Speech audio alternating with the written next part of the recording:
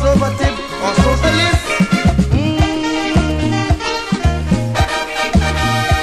Yes, once they living good, they don't care if you have food. Oh yeah. They say that slavery gone, but master still living on. For some still sleeping on the earth's floor. People can't take no more.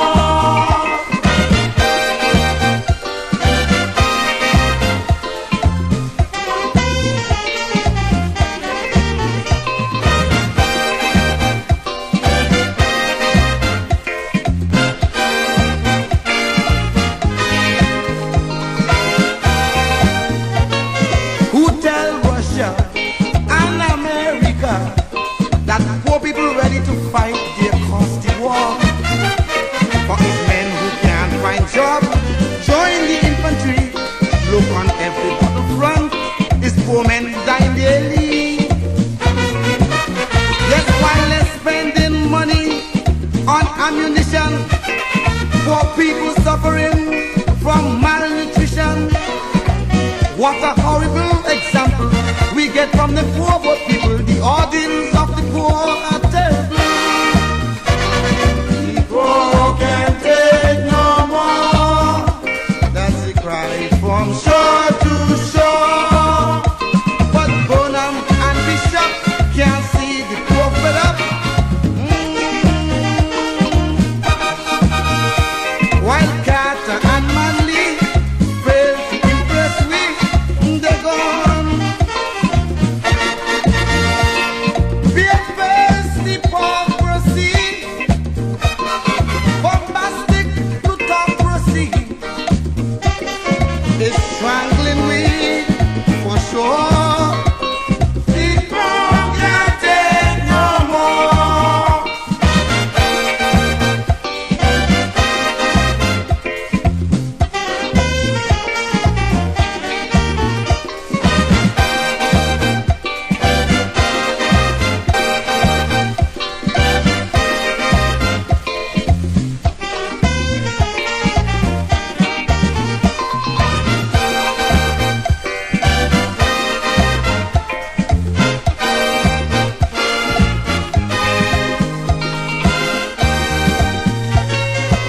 By and large, in the world today, the poor man going down in every way.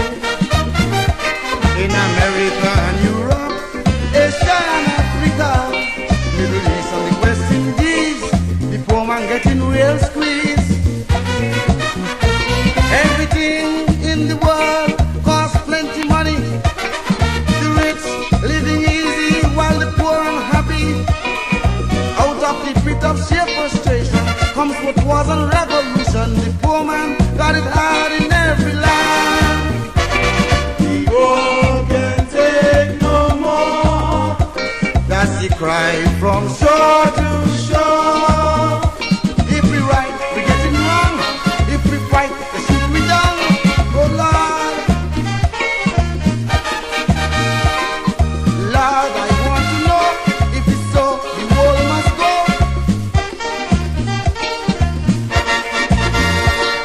One day we're gonna rise and take the rich by surprise. Only then they'll know for sure. People can't take no more.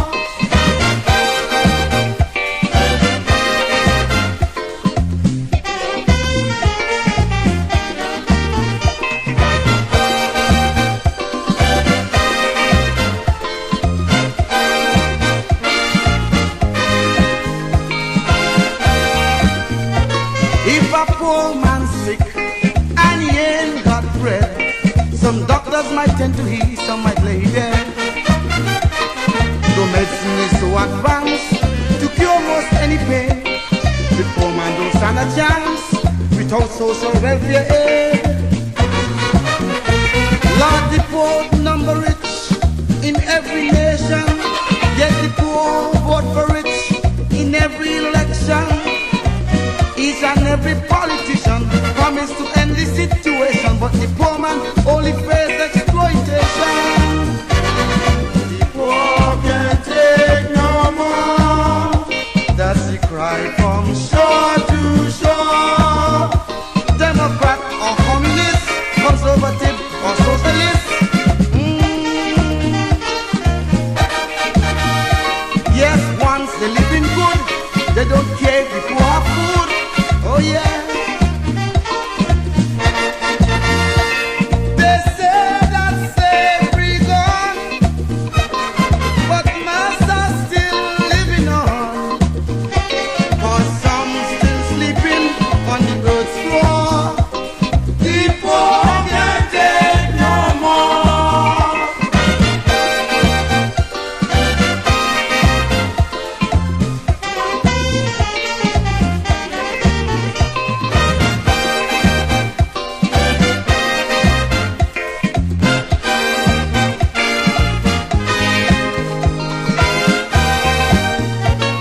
Who tell Russia and America that poor people ready to fight the constant war? For it's men who can't find job, join the infantry. Look on every battlefront, it's poor men dying daily. Yes, while they're spending money on ammunition, poor people suffering from malnutrition. What a horrible example we get from the poor but people. The ordeals of the poor are terrible. The poor can't take no more.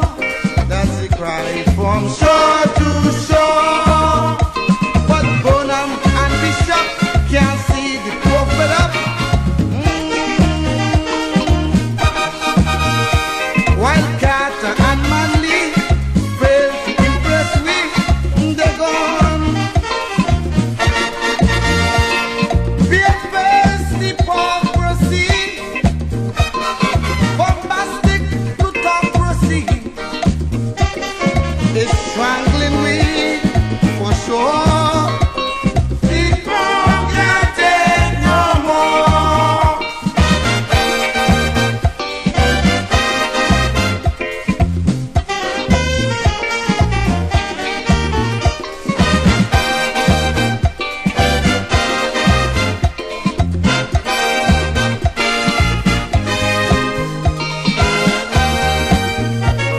They tell me that in days of old, food and money was reasonably controlled. Though some had more than some, as that is meant to be. What little we used to have, we managed to live happy. A dime would have feed me and still left something. Now today, $20 in me hand ain't nothing. It's dollar for this and dollar for that. Look at the price they charge for small spot. Father, tell me when the pressure go end.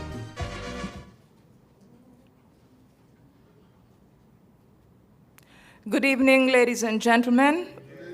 We welcome all to this, the Town Hall meeting of the People's Labour Party. And it's, as you would imagine, a continuation of the Town Hall series that we would have started in the last quarter of 2025. So we are now resuming full steam ahead as we continue to touch flesh and make contact with the people of St. Kitts and Nevis. Before we get going with our program, we would like to do things in order. So we invite you to stand at this point as the national anthem is sung or played.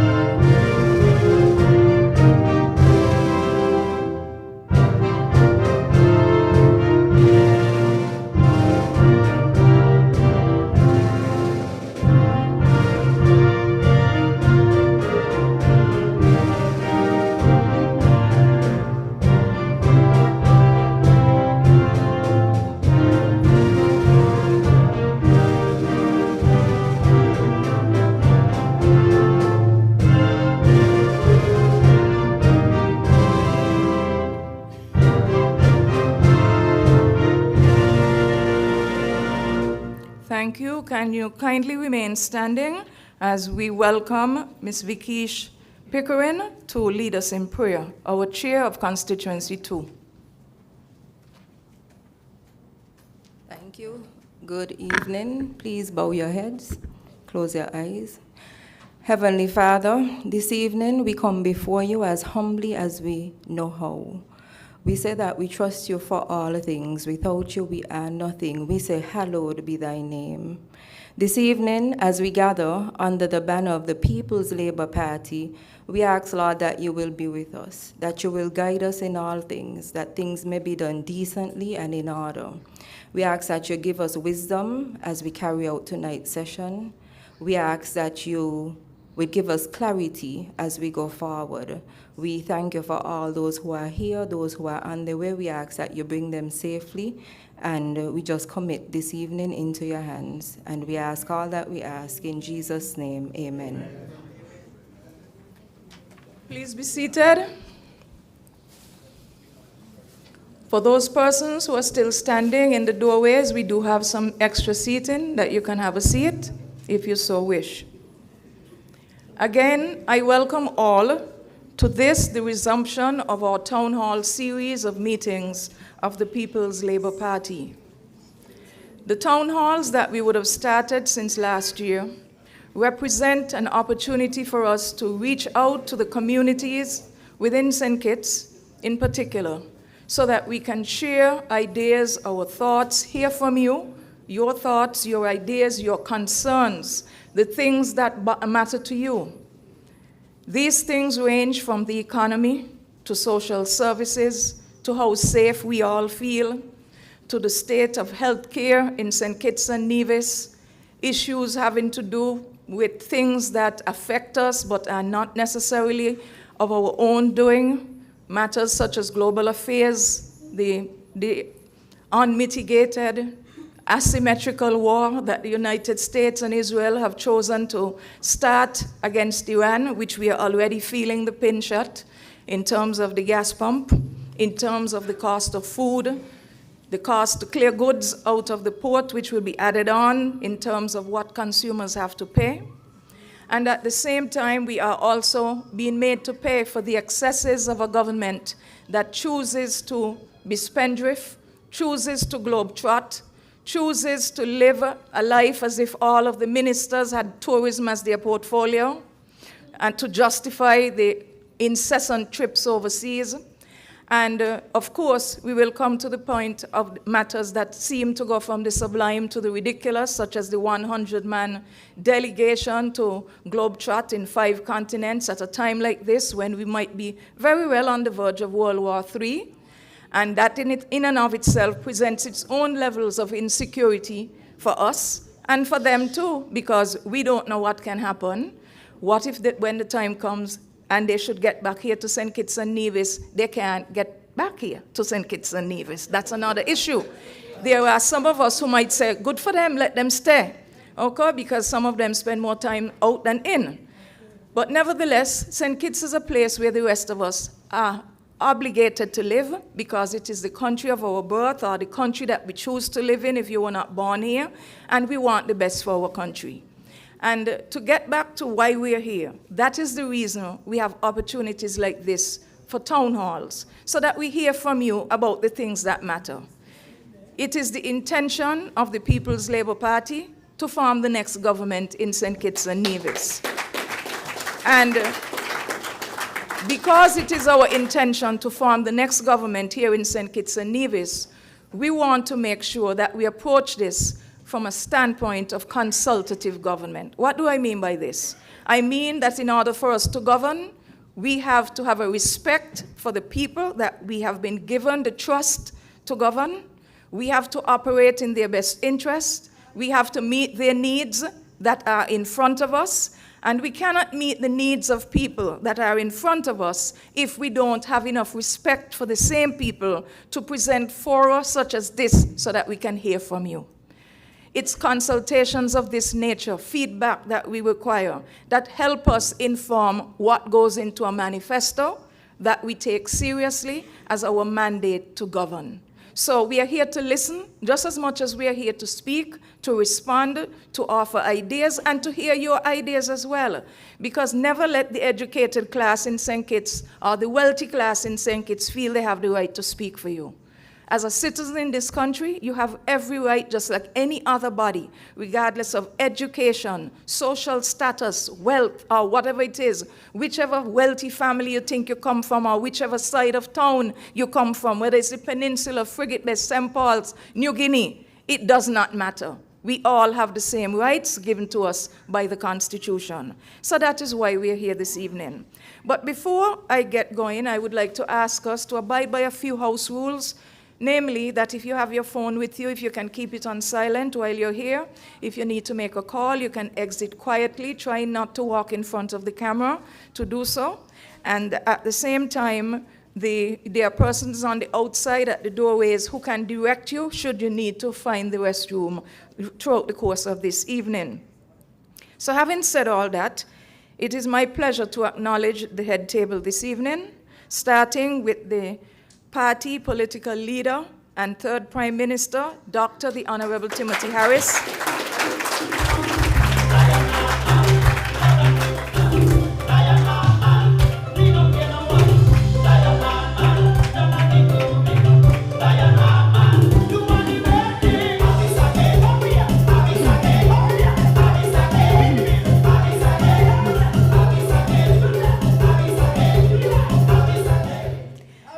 Mr. Damian Lawrence, Deputy Political Leader.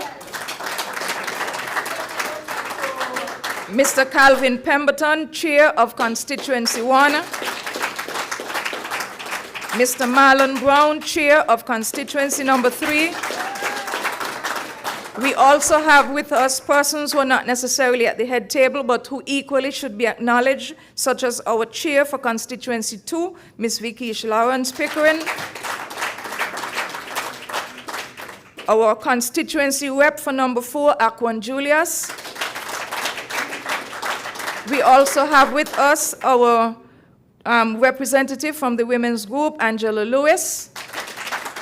And if I'm not mistaken, I think I see a representative from the men's group here as well. Mr. Chapman? Okay, good. And to all other special guests, which that applies to all of you, because everybody in here is a special guest, okay? That's the reason we're here. So we invite you to listen to the presentations that we have in front of us.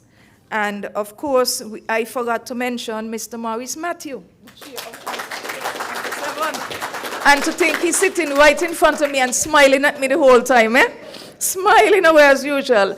So I welcome all of you this evening, and at this point I would just like to indicate the order in which we will take the town hall tonight, and that is that our first presentation will come to us from Mr. Calvin Pemberton, Constituency 1 Chair, then the remarks by Mr. Damian Lawrence, the Deputy Political Leader, our feature remarks from Dr. the Honorable Timothy Harris, the party's leader. We will then invite an opportunity for questions from the audience or questions from the media, as the case might be. There will be a few announcements, followed by the closing remarks. Again, thank you for your attendance, thank you for your attention, and thank you in advance for your full participation this evening. I now invite to the podium Mr. Calvin Pemberton.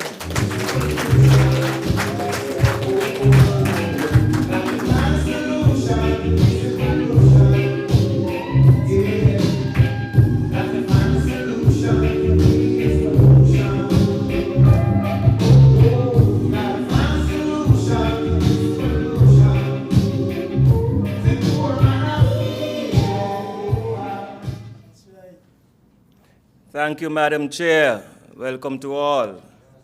Let me first acknowledge our party leader, Dr. the Honorable Timothy Harris, national leader, and all the other executive members of the People's Labour Party who are here this evening. I welcome you. A pleasant good evening to all. In the sound of my voice, those who are present here with us today, and those listening via various media platforms. I am pleased to be making a presentation at this critical time. We are witnessing the decline of our once prosperous country. Our people are now filled with anxiety due to Dr. Terence Jew failing government. And as such, we must save our St. Kitts and Nevis. From all accounts, and by whatever measure that we use, we are at the point of a precipitous collapse. The IMF has issued its concluding statement regarding the country's fiscal policy.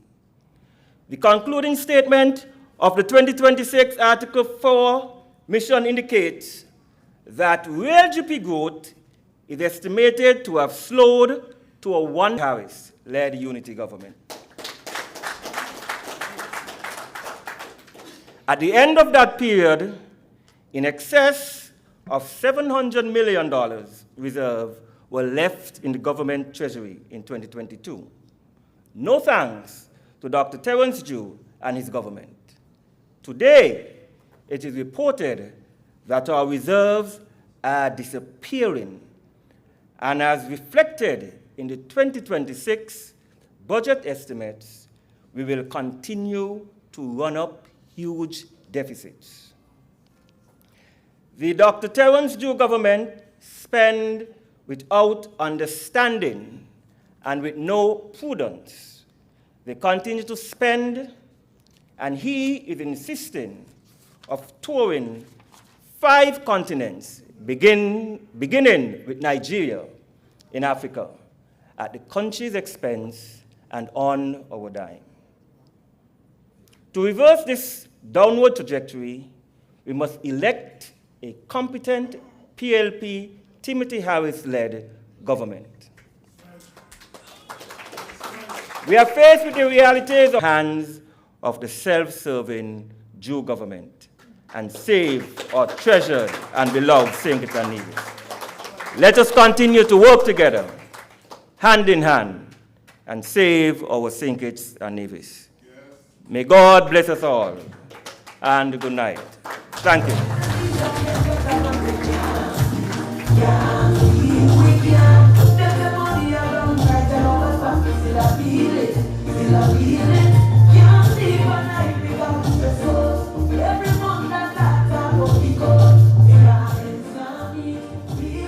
Discuss what we are dealing with in terms of the IMF report and the worsened economic condition of the country, especially since the Labour administration took office. He took the time to deal with the incompetence of the government led by Dr. Jew. He took the time to speak about the issue of the globe-trotting agenda, the high costs of overseas travel, per diem, etc. He also took the time to tell us about the seriousness with which we need to view future development in the country, especially when it comes to foreign direct investment. The issue of development on the Southeast Peninsula in and of itself is one issue. The fright that naturally would come into people's minds as to whether or not we do not have the makings of our own destiny project over the peninsula at this time is something that is worthy of investigation, and it demands answers. And it tells us that we have to keep our eyes on things like this, because when discussions are made over dinner, over foreign visits, and so forth by government ministers, whether or not they're competent to negotiate proper investment agreements, these are things we need to seriously ask ourselves. We also need to ask ourselves, if we are having leaders willing to sell out the country, what was in it for them? What did they get to make sure that we sell out to these people? What are they getting in the long run? Because if we're not careful, we will find ourselves in St. Kitts and Nevis, as has already happened in other CARICOM destinations. It has happened in other parts of the world, like the Pacific, parts of Africa, etc., where the local people become recolonized all over again by foreign investors. You had to fight to get them out after slavery. You had to fight to build your country up after slavery without any handouts from these imperial masters in the UK, the rest of Europe, and everywhere else.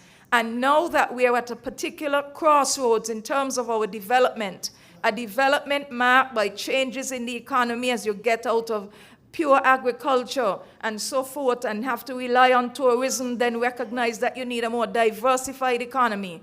You also have a situation where the rich entitled classes in this world figure that they want to live in a sort of utopia, in a country where the laws don't matter to them, they're above the law, they buy out politicians and other leaders, and then they make you feel like immigrants in your own country. And if we are not careful, that is the very thing that is going to happen to us in this country.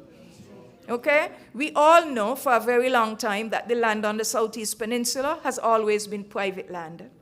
Everybody remembers during the Simmons administration when that road was cut to the peninsula, the party represented by the very government that is in office now laughed and joked and said it was the road going to nowhere.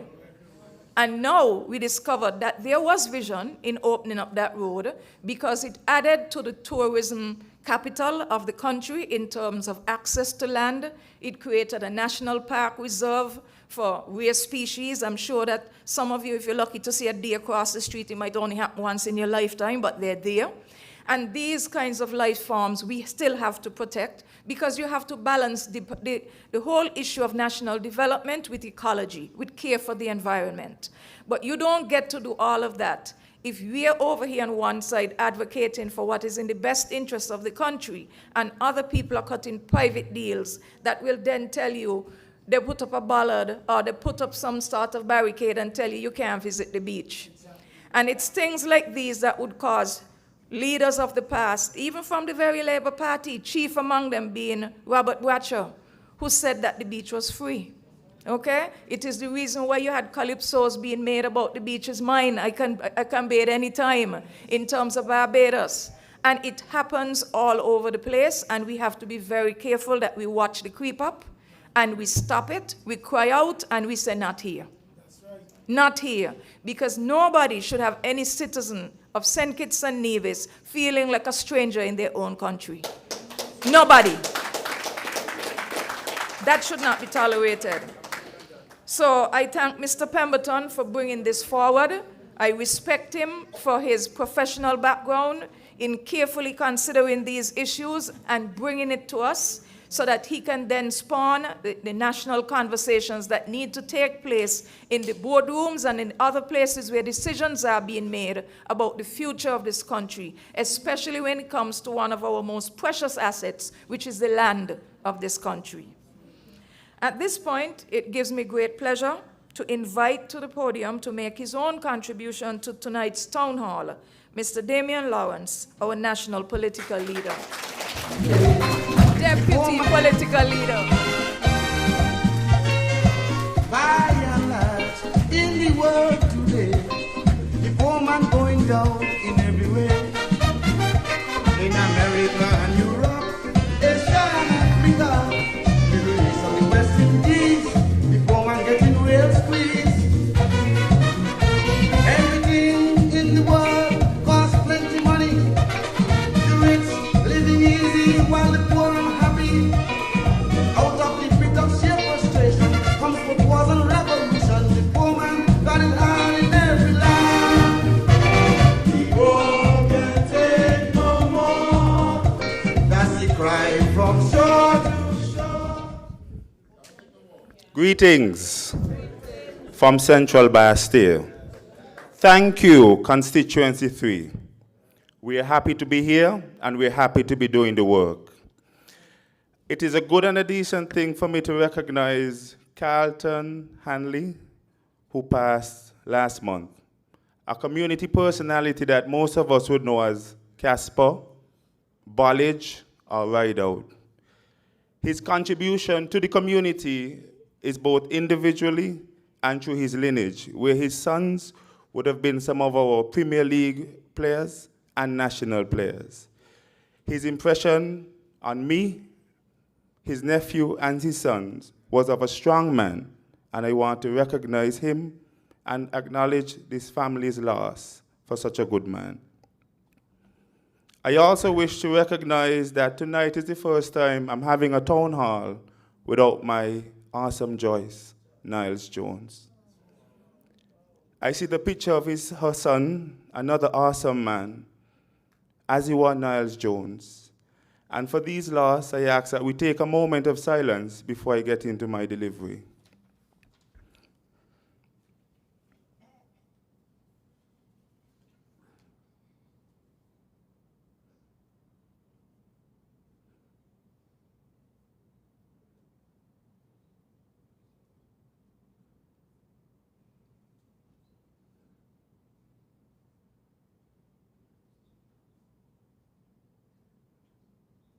Thank you.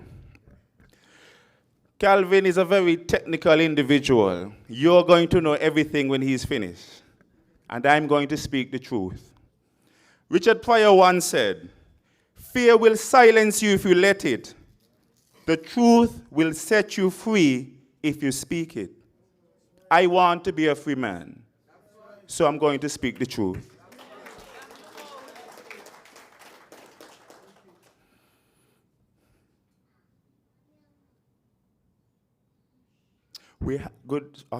Side note, we're having some technical issues with the stream, and they're working on that right now. Back to work I go. The truth is that Joe and the experts have given up on our federation. They're in Nigeria calling it their home. What does that make St. Kitts and Nevis? If St. Kitts and Nevis is their home, they can't be our government. The truth is, Labour is over, and it's their fault. Not you, not me, not Dr. Harris, not Wendy. No one but Labour is why Labour is over. Labour claimed going into office that they knew everything. Now Labour do not the left from the right. We have seen it in all areas of life. Healthcare is scary. Infrastructure is minimal. The social safety nets that kept our people from being starved and a hard life have massive holes. The PAP, the food vouchers, the assistance with uniforms are all being taken away. Housing is a game of bad deals and new hostages. Bad deals have led the government and East Coast Housing into the courts. One is saying you never gave me a chance to do it. The other one is saying you don't know what you're doing.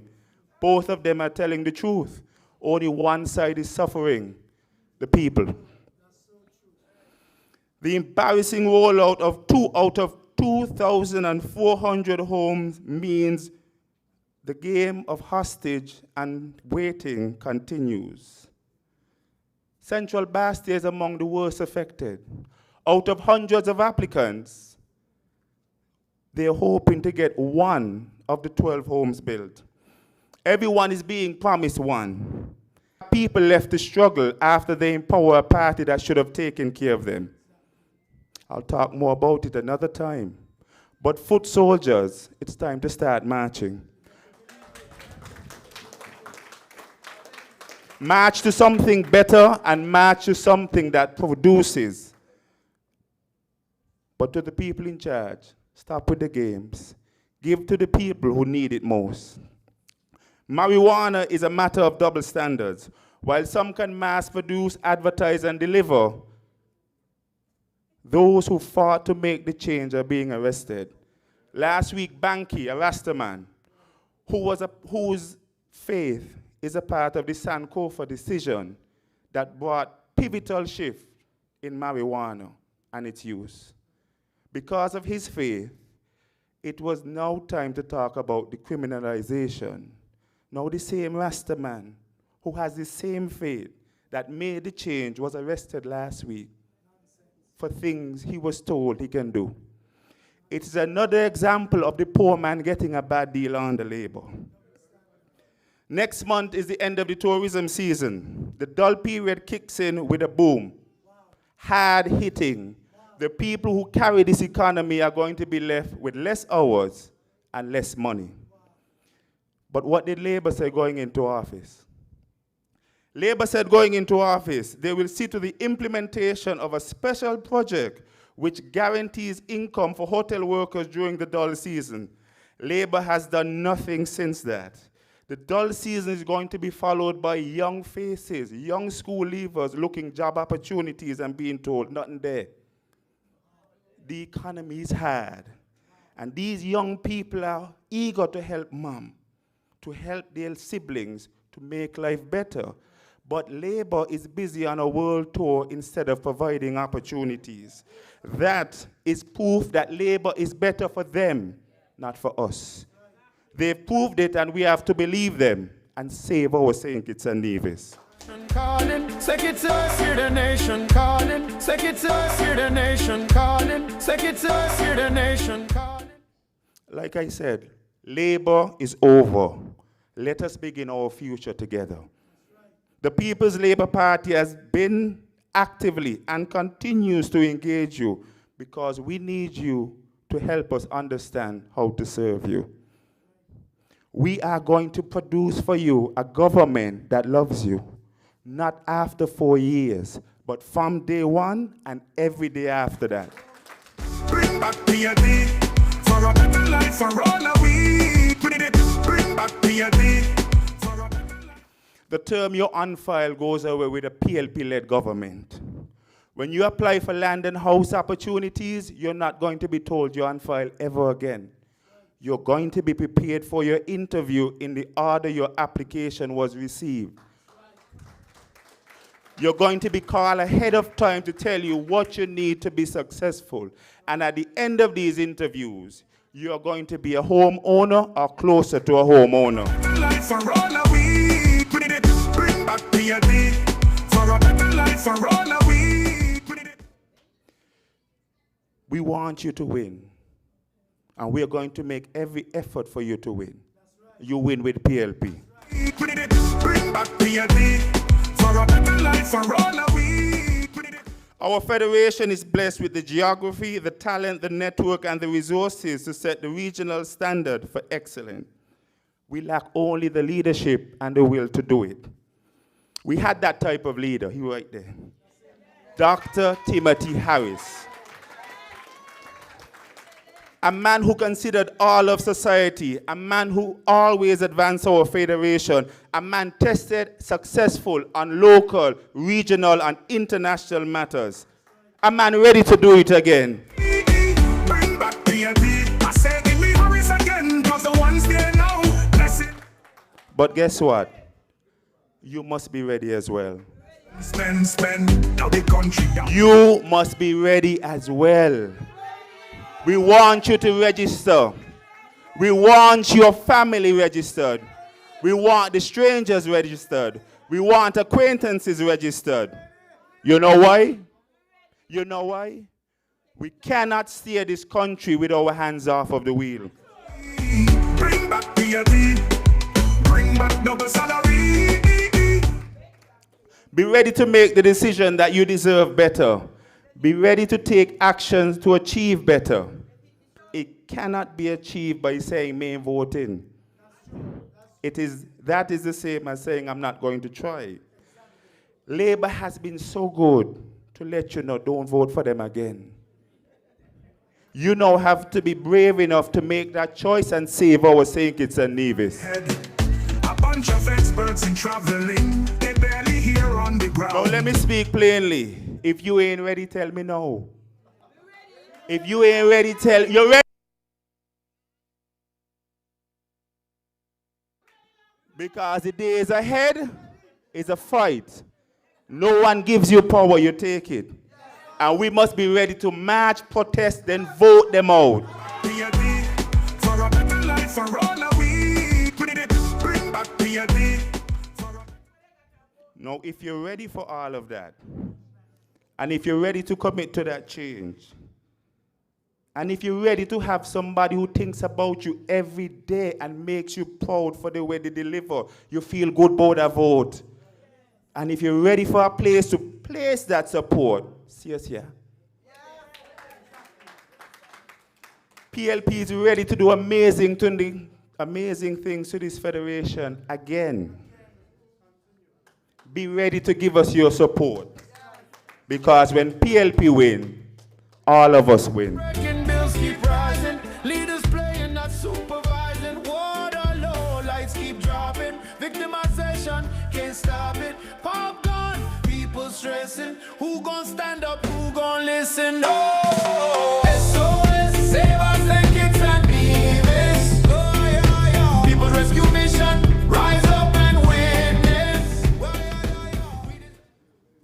Thank you very much, Damian Lawrence, for heating up our town hall. Okay? More to come in the future. I have to commend Mr. Lawrence, Damian, on so many levels. So many levels. He was able to point out to us a number of issues that continue to be wrong in our country. Issues such as the basics, access to decent housing, which is a right of every person in this country. Not yanking people's chain and making them promises. And you have people jacked up paying rent, and sometimes you're at the mercy of who you rent from, and you don't know how long you're gonna be from here to there. And as old people say, they have you living from press to desk, okay? Some people understand what that means if you're old enough.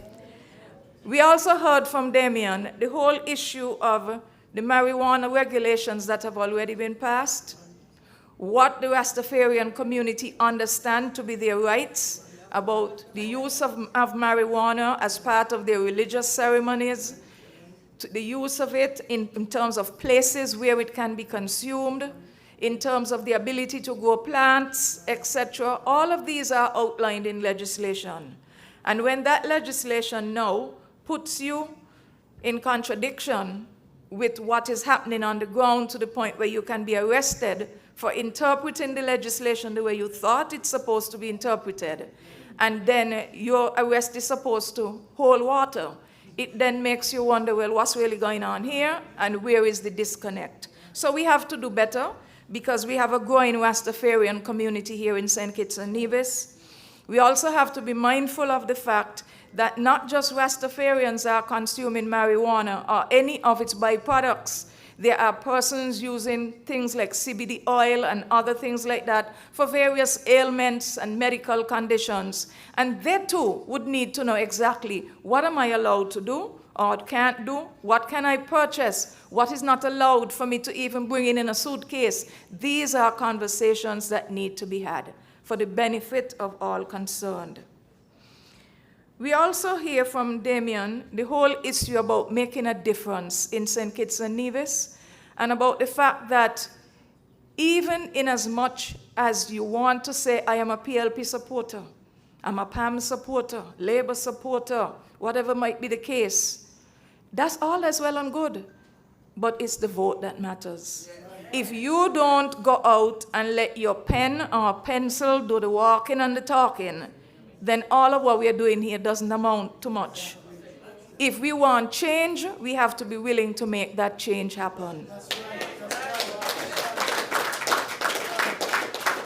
And that change begins in the ballot box. It begins in the ballot box. But before we get to the ballot box, we need fora like this so that we could hear from people about the things that matter to them. We need to continue touching flesh. We need to continue public education so that when people go out to vote, when that bell is rung, you make an educated, informed, conscionable vote for your future, for your children, and for your country. Because the mission is to save St. Kitts and Nevis. Now, ladies and gentlemen, we have come to the point where I'm sure a lot of people in this room are very anxious to hear the next speaker. So I am not going to stand any longer between his presentation and where we are right now. So join me, please, in giving a resounding welcome to the podium to Dr. the Honorable Timothy Harris, National Political Leader.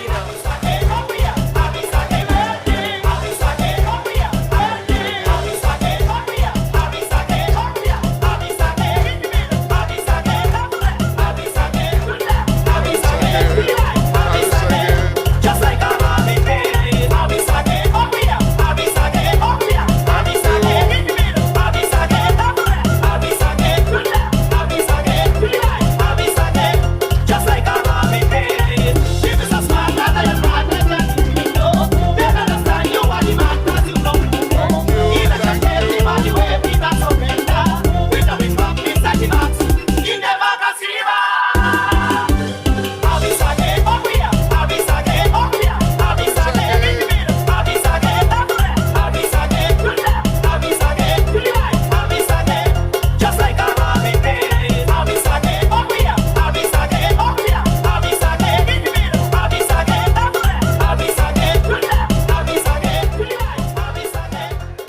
Thank you very much. We're getting there. We're warming up. We're getting ready for the road. But more importantly, we are getting ready to build back our country and to return PLP to leadership of government.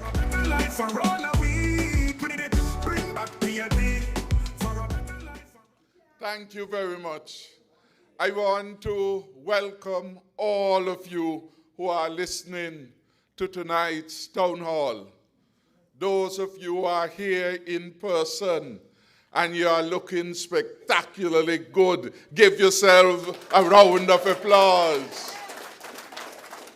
As I was being driven from Tabernacle in the back of the land coming to the bar stair, the rain was pouring, and I thought, Lord, what will happen? But to God give the glory. In here, looking real good. So thank you very much to all who invited someone here. Thank you. We are showing strength. We are showing strength.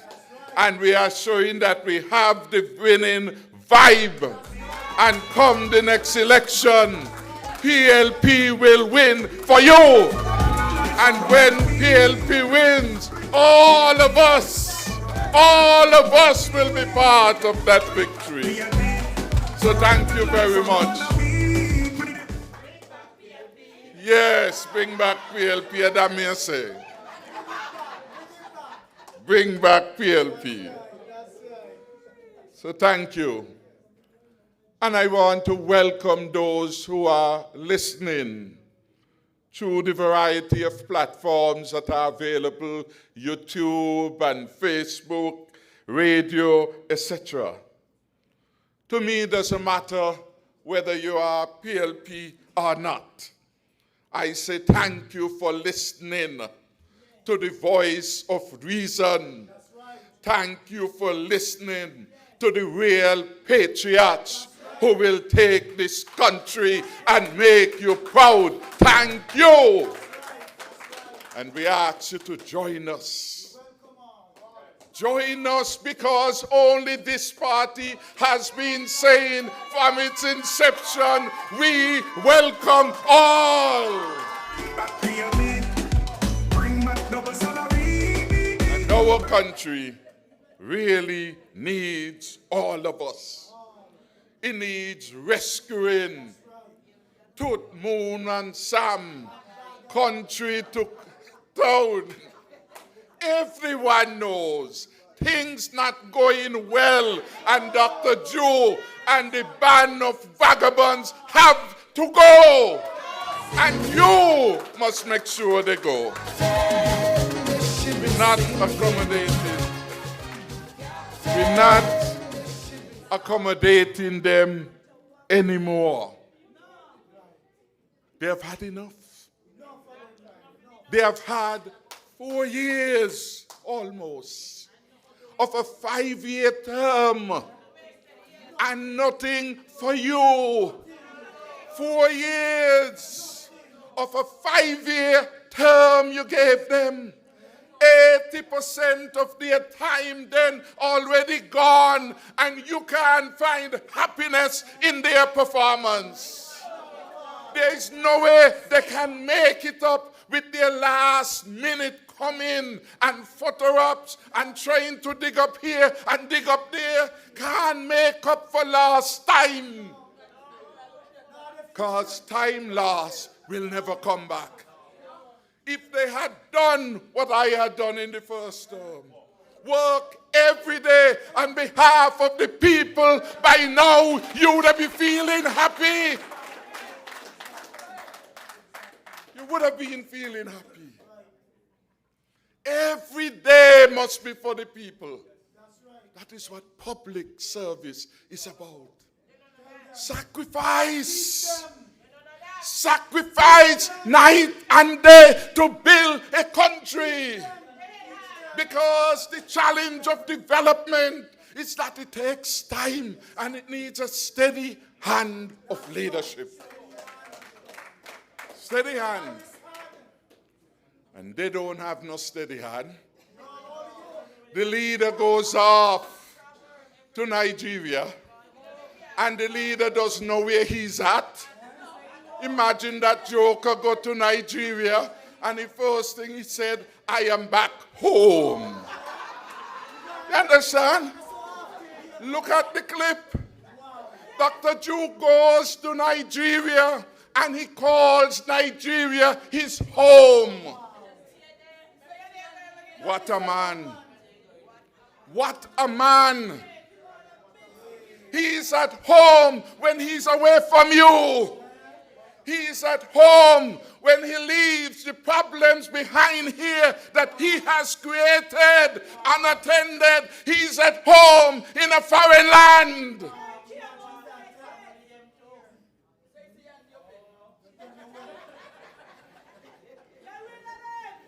Get rid of them. He's at home. And that is very hurtful.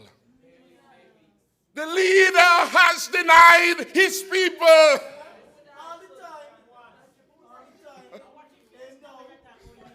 And he's home, yes. At home. But right here, we are fighting.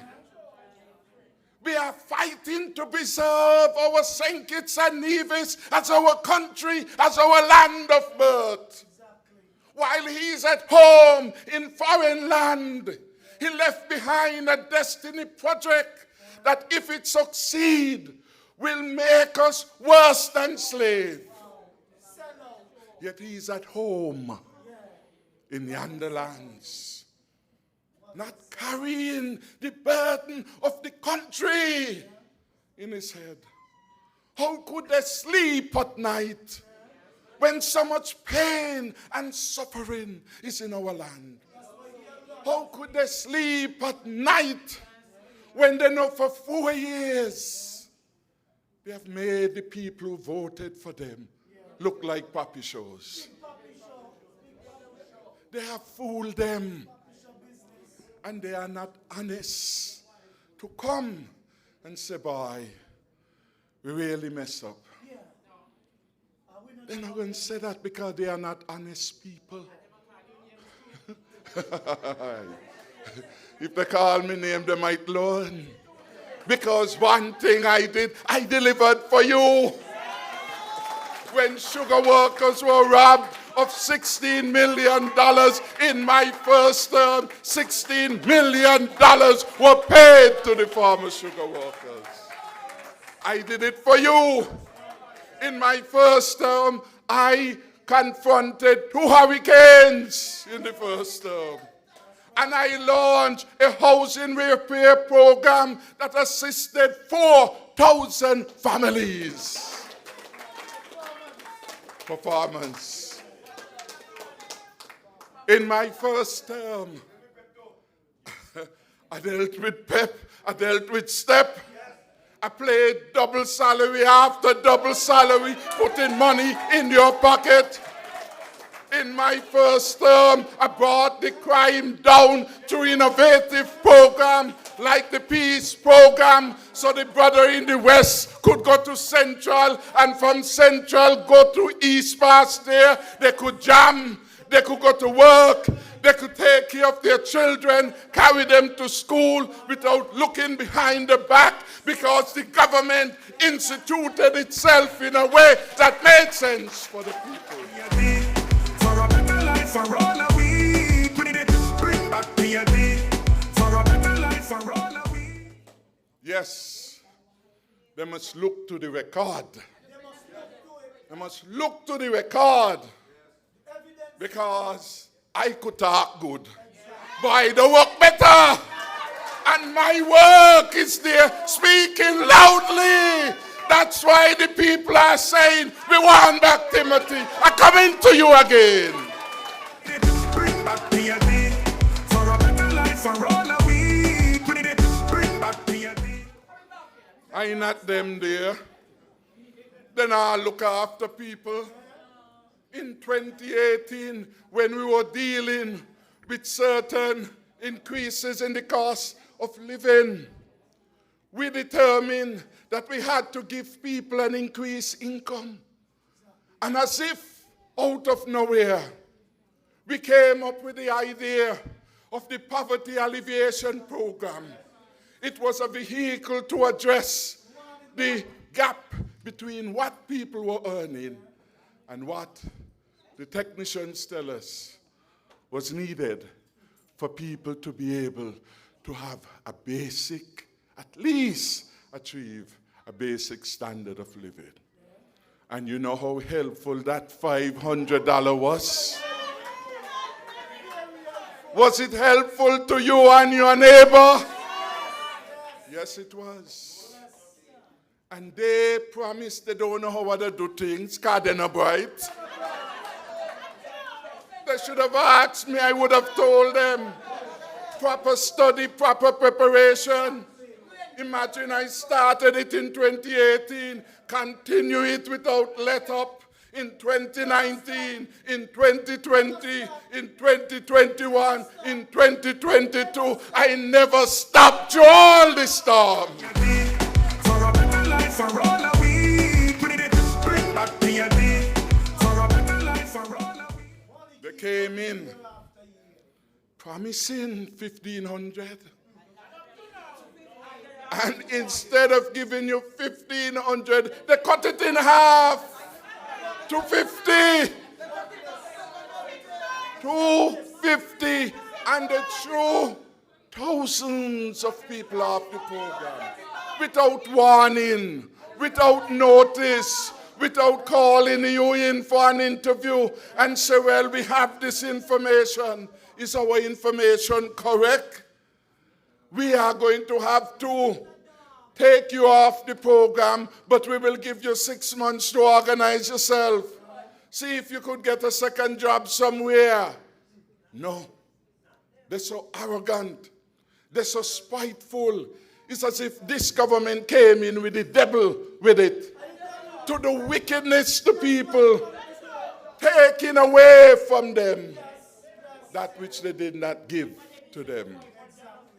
And they say, it's not sustainable. But I man, yeah, Timothy Harris. I man sustain it year after year in good times and bad times. And every minute, surplus rose after surplus. And money was in the bank to do other things. So I want to express thanks to those who work conscientiously with me to deliver those opportunities to sugar workers, those who are vulnerable, the PAP beneficiaries, and we could go on and on, the peace program.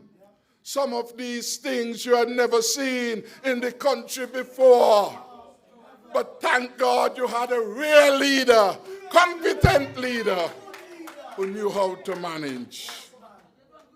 And it's unfortunate that we are where we now are. And so many people are lament. Dr. Harris, you know what they do to me? They take me off for the pub. I say, really? But all those persons, we will come back. And we will bring it back better. Better organized, more tightly managed. Fiscal prudence. But the government's job, I always maintain, must be to do for you what you cannot do for yourself. That's government work. You can't repair the road for yourself, no, you want to use it. It is a public good. It is a government job. You can't build your own hospital. That is for government to do. Do those things for you which you can't do for yourself. But the government should do it and do it well. You can't have a hospital and people frightened because when they go in jail, if they're not sure if they will come out alive. The PS of Health made bold the announcement that in the JNF hospital, there were too many avoidable deaths.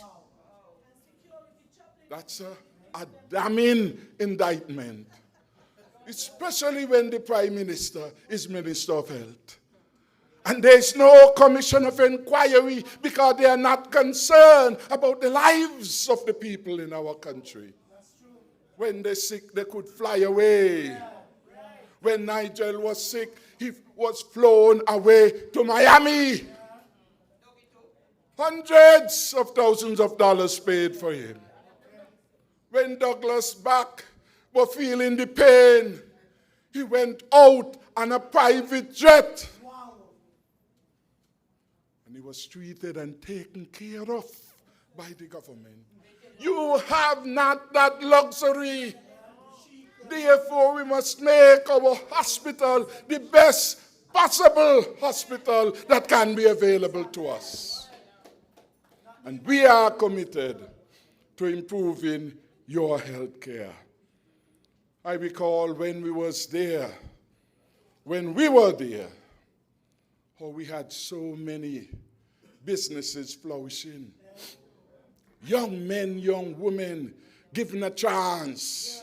Up the village in Sandy Point in Old Road, all about scooters, rentals, shops, hair salons. We were there for you, the people. You have to ensure that when you are given the chance again, you look for PLP because PLP has a track record of looking after you. PLP for a better life for all of we. Bring back PLP for a better life for all of we. That is the record. You are voting for us not because we say vote for us, because you know we are the best. You know that of all who are available, Dr. Timothy Harris is the man best suited to run St. Kitts and Nevis. He did it before, and I will do it again for you, the people that are now. I say give me Harris again, cause the ones there now, blessing around and have brought our country to shame. Hey! They spend, now the country down in the red.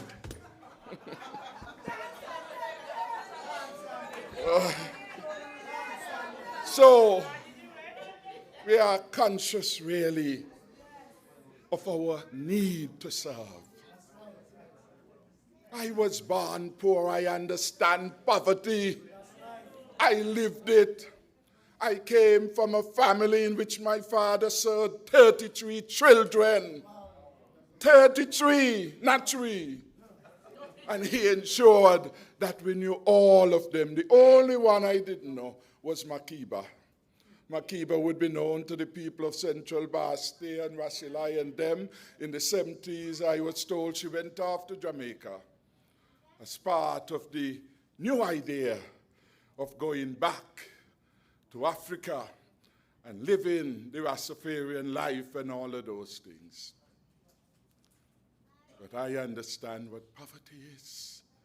I understand what it feels for the woman at home tonight who have to get up early to go and work tomorrow. She doesn't have any bus money. She does not have the money to pay the bus tomorrow. But Dr. Jew goes off to Nigeria, his home, according to him. Paid for by we, the taxpayers of the country, gone in a jet. And he like a little child fantasizing. He want to be in the air. Mommy, a plane, a plane, a plane. That's Dr. Jew. That's Dr. Jew. Here, Dr. Jew. Around the table. It's going to be a big, big plane. But you never hear Prime Minister talk so. A big, big plane, and it will be on the tarmac. We're going to be in a garage, Dr. Joe. It has to be on the tarmac. How could our Prime Minister be expressing himself so poorly? Just like at the CARICOM meeting, the reporter asked him about the situation where fisher folks were killed in the Caribbean waters. And he don't know what to say, boy. You catch him good. The people see him struggling, send him a paper. You try to read, and you try to do. Hey, it's St. Lucia, the man? The man said, what's St. Lucia? I could see the man for it. What kind of this man be? Here the reporter, but it is you I've put the question to. And up to now, he can't give a proper answer. Unprepared for leadership. Unprepared for leadership. But most importantly, disconnected from you. He doesn't understand your reality. He doesn't. If he understood, he would have ensured that our hospital was top-notch. He would have ensured that he spent the money upgrading that, making it fit for purpose, because right here we have 3 hospitals. JNF in St. Kitts, Paxton, Sandy Point, Mary Charles, and not one of them up to par. Pharmacy closed permanently in Mary Charles. Young man said, the dentist closed. Dentist, they offer everything cutting back. And they put in the pharmacy, we are open almost like dull season and crop time. Some days you could get, some days nothing. How could that work? How could that work? He's not thinking clearly. He's not thinking about you. We have to rescue ourselves. We have to join together as intelligent people, coming together, forgetting how you vote last time, for the vote done gone. I'm not concerned whether you were PAM or Labour or even PLP. I want the vote this time around. Bring it here where it belongs. So we welcome all of you. You made a mistake with Douglas. Nobody expected there could be such a disaster. You now have the power to correct it. And you will correct it by going to the alleyways and the byways, talking to your friends, your co-workers, your family, and whoever else will listen. You will correct it when you become firm in your view, no matter what they do in this last year. That's not going to change my mind. They have messed me up for 4 years. So I vote for a man for 5 years for him to take all of that for himself.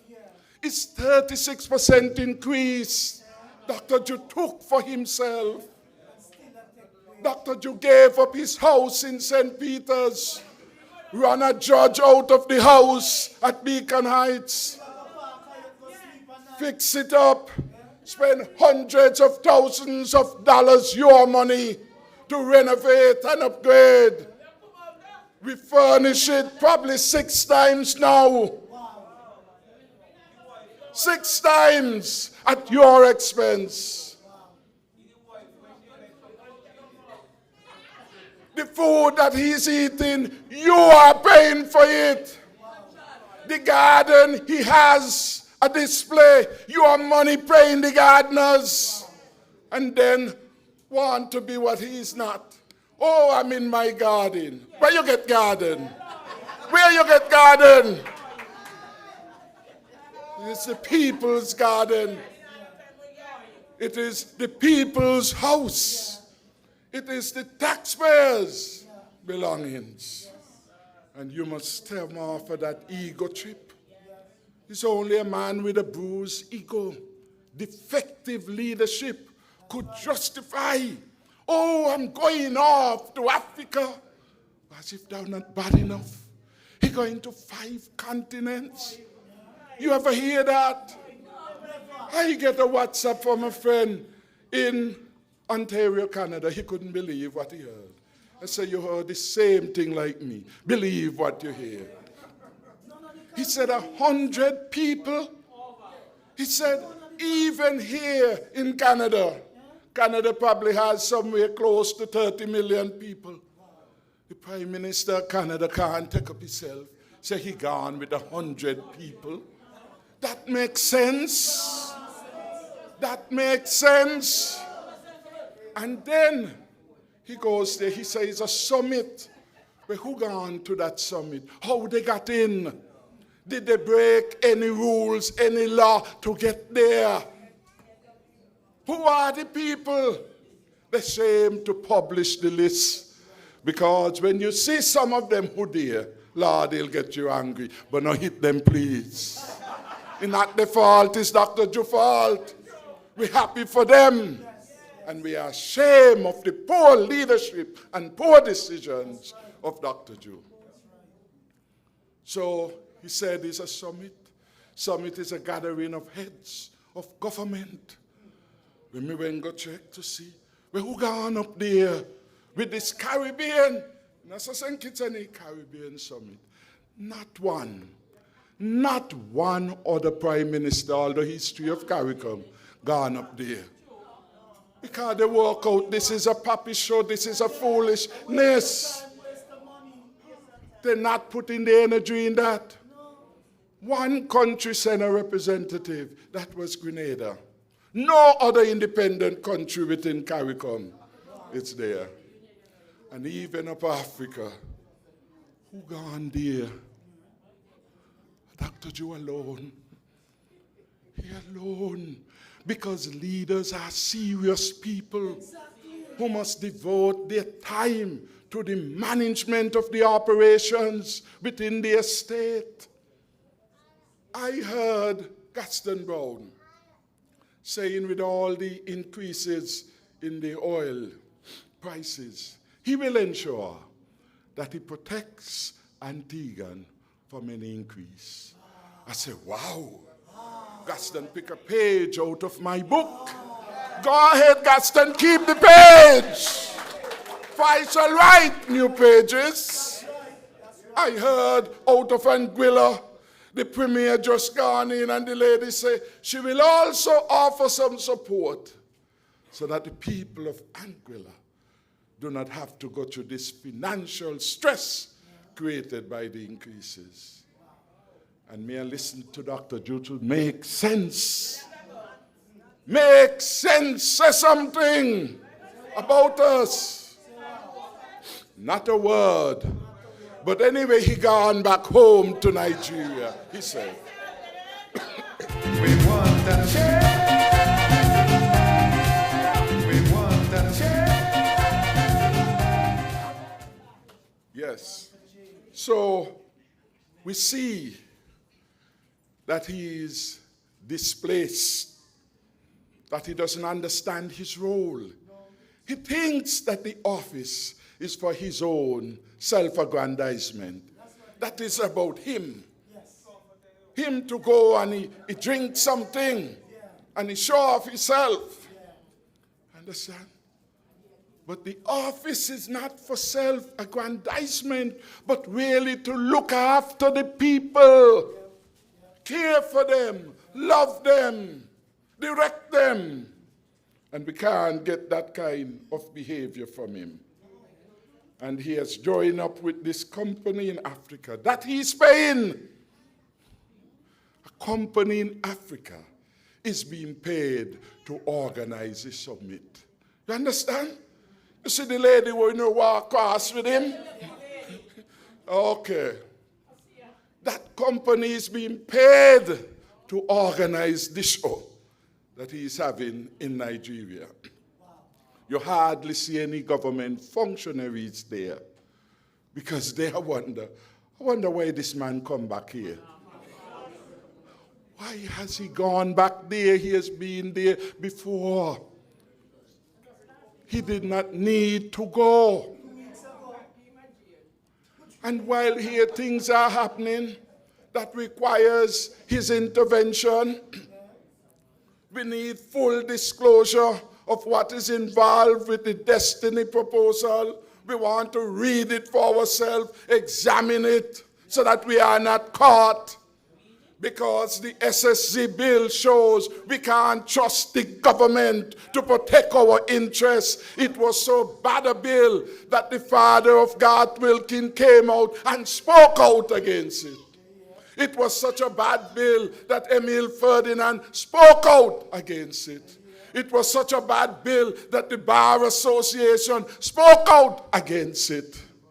And all those people concerned about development in Nevis spoke out about it. How could we trust them again to do what's right? How could we?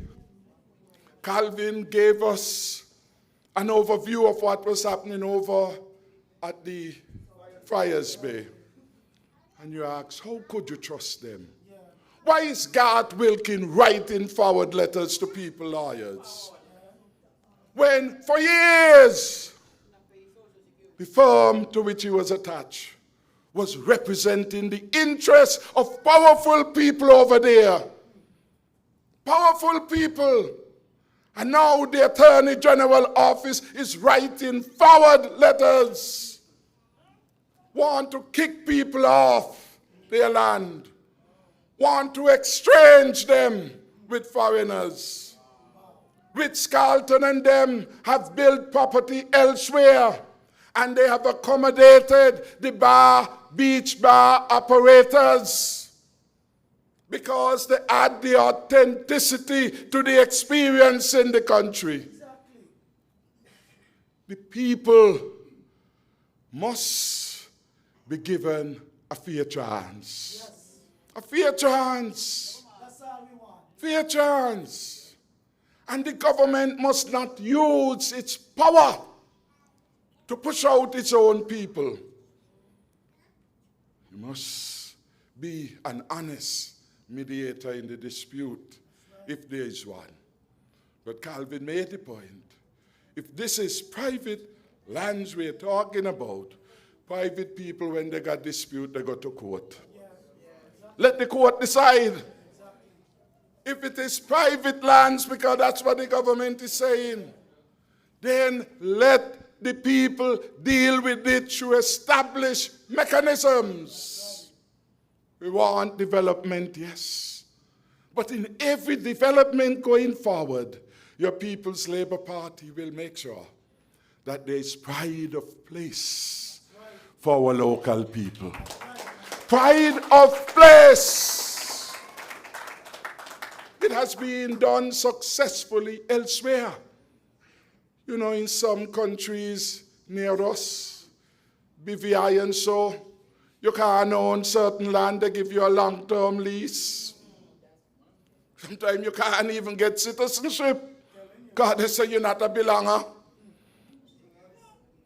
And they have attracted foreign investment that have come with their money. The developers that are behind Ritz-Carlton, they ain't coming with no money. They're coming to get their hands on the CBI program, use your money for their own advancement. Because when they came, that's what they came to us with, and we could not contemplate that. They asked us to instruct National Bank to give them a loan, like how Douglas administration did with Embassy Suites. And we say, Douglas done gone. We're not doing what Douglas was doing in relation to that. You have to be careful when they come in and say they're ready to invest. They don't have nothing. An empty suitcase catching joy because it's too inexperienced. And so I want to say in closing, there's a lot to say, but I can't talk all one time because I'm going to get hoarse. And I want to say really, my heart has been blessed tonight to see so many new faces. Mi amigos y las amigas latinos, bienvenidos. De nada, amigo. See, he understands Spanish, you know, but he's an Englishman. We welcome all. The young brothers who are there to the back and elsewhere, proud of you. The young people who are in front with you, son. The young ladies, we welcome you all. Happy to have them. These are the new stars that are emerging within this party. We are looking out for the people. And that is why only one party, you see them a focus on, you know. A good laugh after them. One party they are afraid of because they know there is only one leader with the will of God. Will take back St. Kitts and Nevis and give it back to you, the people of this land.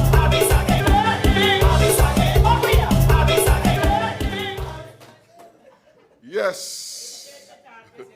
Yes. No matter. I can charge them who use my name like a toothpaste. I will charge them. But I want to say thank you. I want to say thanks to those who have come on to the party. And the party did not look at politics. The party looked at patriotism. Does this man, this woman love their country? Do we think they can make a contribution? And we said, yes, each one of them will be better than Congress. Each one of them will do better than Marsha. Each one of them will do better than Jeffrey. Each one of them will do better than Samuel. Each one of them will do better than Douglas, but Douglas gone. And each one of them will do better than Dr. Jew.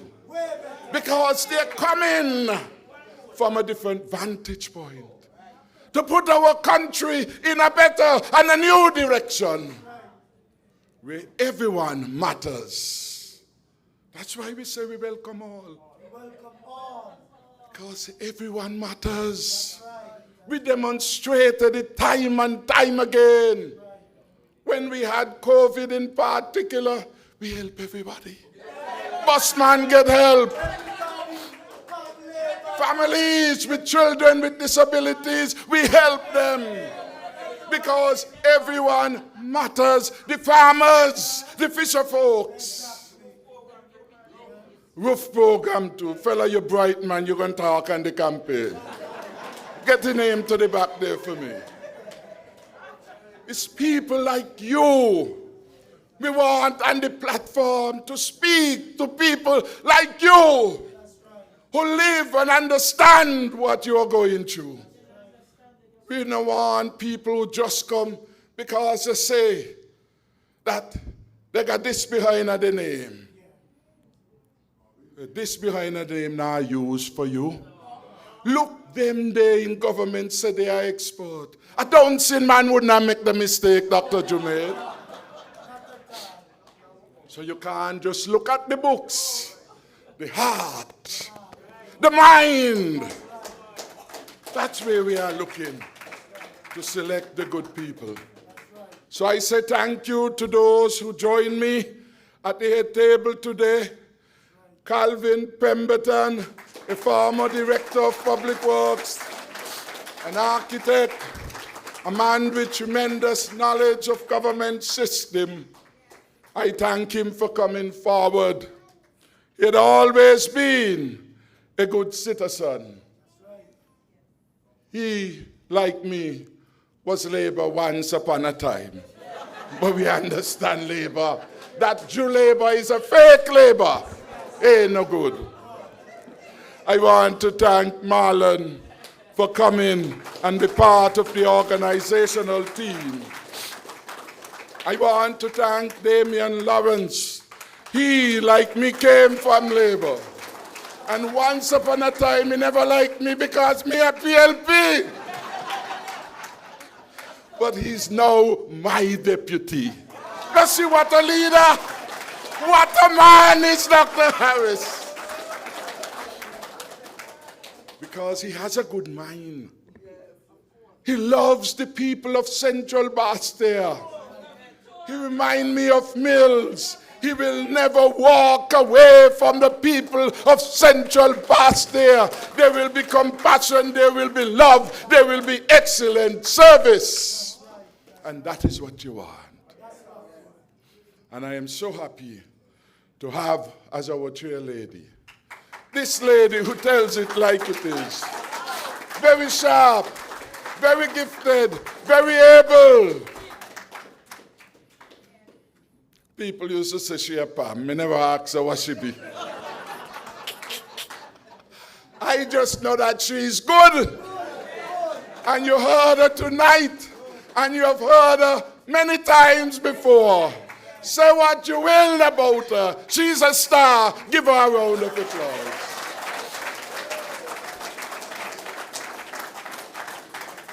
So thanks to all of you and to all of us.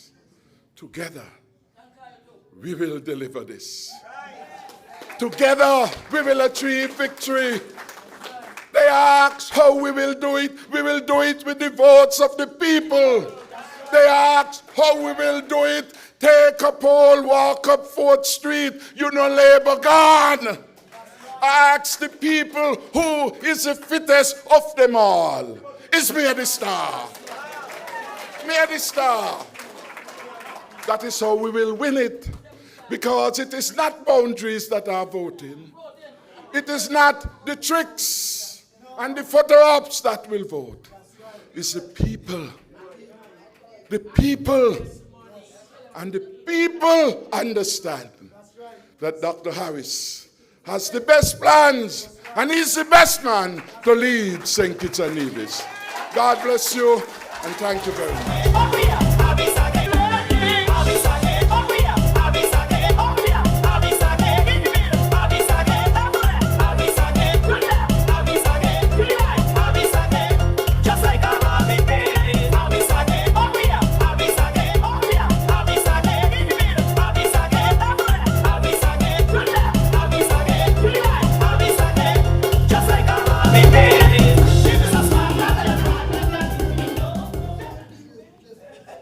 Could we have another round of applause for Dr. Harris?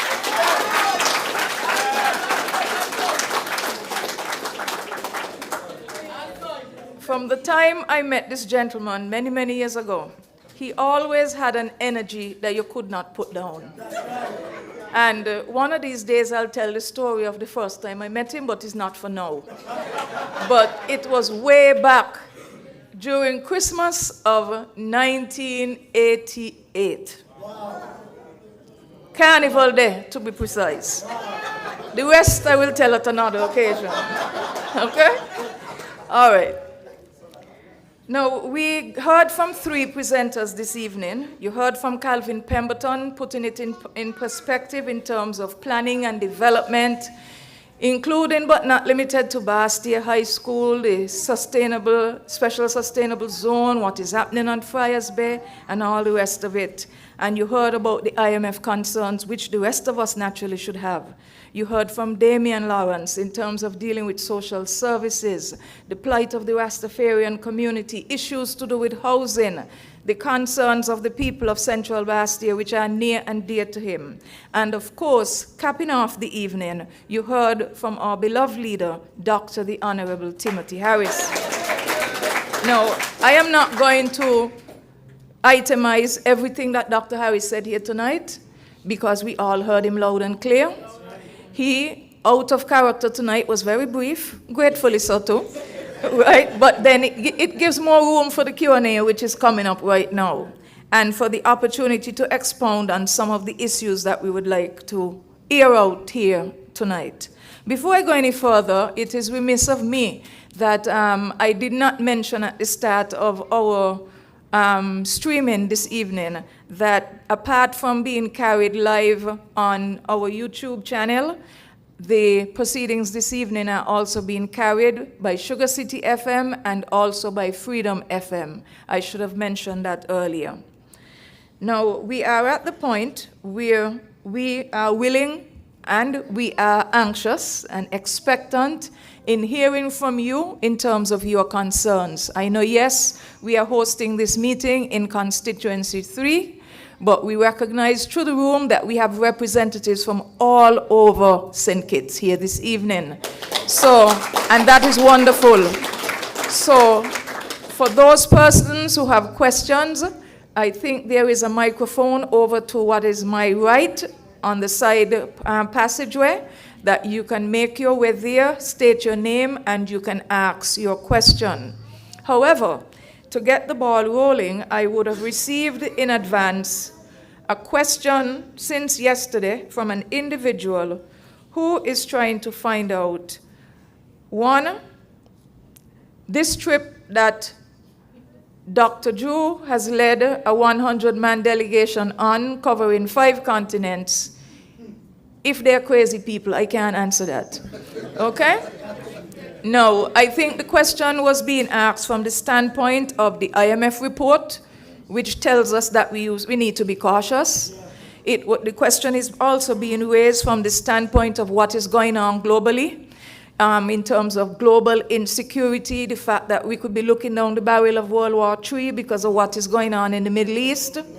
The fact that we are also seeing a knock-on impact in terms of the cost of fuel, which by extension is going to extend to the cost of travel. Because of course, jet fuel is not for free. And we talk in 5 continents, so we're circling the globe more or less, okay? So what is the cost of that? The question came in from the standpoint too, that the recent trip that was held, I think it was the previous Nigerian trip, had amassed some 600,000 plus in terms of airfare. So if we are talking 5 continents with 100 people, how many millions are we looking at in terms of the cost of airfare, in terms of the cost of meals, hotel room, per diem, transportation, you name it. So these are things that should not be taken lightly because it comes across as reckless, it comes across as irresponsible, and it comes across as disrespectful to the electorate, especially at a time like this. There was another question that I received, and you notice I don't even have to look down on my phone for the question because I read it over so many times, and I agree with it. The next question that came in was from the standpoint of Cuba and what is going on in Cuba. We have heard all that Cuba is suffering at the hands of the US, who are now operating as if the embargo is on steroids. You're not allowing ships to come in with fuel. Cuba is in the dark. You have issues with sewage, issues with performing surgeries. But then closer to home, we have parents here who are concerned about their children who are studying in Cuba. Because up to now, to the best of my knowledge, we have not mounted a caregiving type of trip to Cuba so that you allow parents to even send a little small box with 2 tins of milk and a sardine for their child in Cuba. So the question came in, if Dr. Drew is going to find money to have a charter come in here to pick up 100 people, and I am being told that the charter started in Portugal, that it should have left since around 6 o'clock or thereabout on Saturday evening, but they never left till midnight because they were waiting for others from St. Vincent to join them. Okay. If we know we have all these Cuban students who are studying, and it means then that if the Cuban people are suffering, so are they, because they're not more special than the Cuban people. The same way we had this jet come in, couldn't he forego this 5-continent globe-trotting trip and then get that same aircraft to be used as an opportunity to get aid, whether it's bottled water, food stuff that are not perishable, to let them stop in Cuba, even if he had to deal with a 5-member delegation that he led, bearing in mind that he too has watered at the trough of public education in Cuba to allow him to be a medical doctor today. Those are the 2 big questions that I have received. So I now invite anybody from the head table to start the ball rolling on these 2 questions. Well, that's only my view. So I don't know if anybody in the head table has a different question, But those are the two big questions that we got. Concern about the excesses of travel, especially at a time like this. Concern about Cuba. And I should also add that the Cuba question is also tied into the fact that Dr. Drew is the sitting chair of CARICOM. And at the last CARICOM heads meeting here in St. Kitts, commitments were given in terms of doing whatever humanitarian gesture were necessary and required on behalf of the people of Cuba, and we haven't seen anything happen yet. Okay? Some of the other CARICOM ministers are coming in for some blows too, because they were all here. All 15 of them were here, and all of them said the right things to be politically correct in terms of what is required, because at the end of the day, Cuba is our neighbor. Cuba has always been our ally. And I could stand here and tell you, as the former Minister of Health for St. Kitts and Nevis during the period 2015 to 2020, that we have benefited so much by having the Cuban Medical Brigade here for more than 30 years. From everything in terms of eye surgeries, to in terms of the ophthalmologist, in terms of vascular surgeons, epidemiologists, the people who study diseases and so forth. But then the biggest one for me personally was COVID-19. Yesterday, the 24th of March, made 4 years since St. Kitts and Nevis recorded its first 2 cases of COVID-19. I remember it like yesterday because we were in cabinet when we got word that we had the first 2 cases. And thankfully, because we ran the kind of cabinet that always did catastrophe planning ahead of time, and we had been preparing for COVID from since the December prior, we knew what we had to do. So I had to leave cabinet in about the next 15 minutes, go to ZIZ, and had the hard task to tell the country, we're going into lockdown. It was not easy. But having said that, that happened on the 24th of March. First 2 cases imported into the country. But by Saturday, the 28th of March, 4 days later, I had the privilege to stand next to Dr. Wilkinson, Metron Daly, the PS of Health, and other officials in the ministry at RLB Airport to welcome 34 medical professionals into this country from Cuba. 30 nurses, and 4 doctors. Cuba responded in 4 days. 4 days. And I will never forget that when they came here, that whole taping of the arrival went viral, to the point where you had people in Anguilla and in St. Vincent and in St. Lucia saying, Lord, I wish that was us, because see, Cuba done reach St. Kitts, when our help gonna come? And we can't thank these people enough. We cannot turn on them, because as all people say, and the Bible tells us, ingratitude is worse than witchcraft. And now at the time when Cuba needs the help most, we don't want to pay attention. We're twiddling our thumbs and we say we're going to get around to it. For goodness sake, even when we were in office, when hurricanes would hit, Abdiel Samuel, I will always sing his praises as the former head of NEMA, made sure that he was proactive enough to come to cabinet and say, look here, we're talking to the local shipping association. We have 2 40-foot containers up at NEMA. We want permission to put out a notice to tell parents and other well-wishers for students in Cuba, they can bring the bottled water, they can bring the packages, and we can get it done. So I thank him, and I thank people like Bernie Greer from Tropical who made that happen. Okay? We should not take these things for granted, because it's their turn now. We don't know when it's going to be our turn. And with the kind of madman that we have sitting down in the White House, with what he was able to do to Venezuela, which was illegal, where you kidnap an entire head of a government and his wife on trumped-up charges, and then you figure, well, okay, well, I'm going after Cuba next. You all have seen the news items.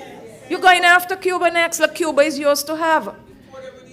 Right, but you know, the resilience of our region is something that we should not take for granted, because it always happens that history teaches us that those countries that often suffer at the hands of big governments who feel that they're big behemoths and they boast about their hegemony to the rest of the world, when they victimize smaller countries that are more vulnerable, what they do is strengthen them. Because at the end of the day, Cuba has done remarkably well in spite of that embargo from since 1961, when the US stupidly went in to try to invade that country and got their tail busted. Okay? That is it. And we have to remember that. Okay? The same goes for Iran. You hear it on the news. Oh, well, Iran has been a problem for the US for 47 years. Well, that's only because you choose to count back 47 years. But Iran had its own democratically elected government who they kick out because the man dared to say that Iranian oil belonged to the Iranian people, not the people of Britain and not the people of the US. And then, of course, the Shah of Iran, their puppet, got kicked out. And then when the people suffered long enough after him, they revolted, and that was the start of the revolutionary government in Iran. And guess what? Iran has prospered in terms of education, in terms of access to science and technology, research and development, in spite of the blockades, just like Cuba. But then I think Washington underestimated Iran this time. Okay? But there are impacts to be felt here for all of us, nevertheless. But we need to decide if we are going to bow down to these big countries who figure that we are little children, as they say, picking children in your own country, and they're going to threaten you with taking away visas because they figure, well, toe the line with us or else. Okay? We have heard Mayor Motley say in Parliament they could come for hers anytime. What I haven't heard from her is what kind of vessel they put on with the aid from Barbados. How much shakeup is going on behind the scenes to get CARICOM as a bloc to do something to help Cuba. Okay? So those are the issues I wanted to raise based on questions that have come in to set the ball rolling. We now invite anybody who is here present who wishes to make a contribution in the way of questions or comments. The floor is open. And while we are waiting, please let me acknowledge the presence of a number of other persons who are present with us, namely the Secretary and Assistant Secretary of the PLP in the persons of Petrona Thomas and Alicia Huggins. And I think I also saw Mr. Maz here, the Treasurer of the party. And permit me to also acknowledge the presence of Mr. Osbert D'Souza, a former permanent secretary in the office of the Prime Minister. And as I sat listening to the various presentations earlier tonight, and I saw Mr. D'Souza in the audience, I had to say, anybody see D'Souza sitting there, take it for granted that he's just a simple little person. Until you realize what a treasure Mr. D'Souza was to the Team Unity administration. And the two things that jumped out to me are the two things that were tied to the level of performance for St. Kitts and Nevis under the Team Unity government. One, the roofing program which he managed. Thank God for that. And the second issue had to do with the promise we made to the people of this country in terms of the gratuity for sugar workers. Mr. D'Souza managed that as well. And these are two major undertakings that sometimes we take these things for granted, and sometimes civil servants do their work quietly, and they figure they're just doing their job. But we might look at it that way. But for somebody else who benefited with a decent roof that wasn't leaking, somebody who got a little extra change, whether it's for themselves or a relative who was working in the sugar industry who had received no pension, knowing that only 900 and something persons had received any type of assistance when the industry closed in 2005, that little bit of money, or however small or large it was a big deal. So Mr. D'Souza, on behalf of the people of the country, I thank you. Because nobody knows what kind of hard work went into that, because it wasn't easy managing those two major projects, but we got it done. So, all right, any questions? Nobody has any questions, no concerns? Okay, yes, please. Could you identify yourself first and then ask your question? Good night, everyone. Dion Gums from East Bastia, constituency number 1. My question is to Dr. Harris. I was hoping that the deputy would be there to give his contribution and the answer. Dr. Harris, what would you say to citizens of this nation who are eligible to vote and have not registered to vote? Also, to those who have exercised their franchise and cast their ballot in the past, but are presently discontented the way things are and discouraged from voting in the future. What would you say to them to encourage them, given the opportunity to use the platform?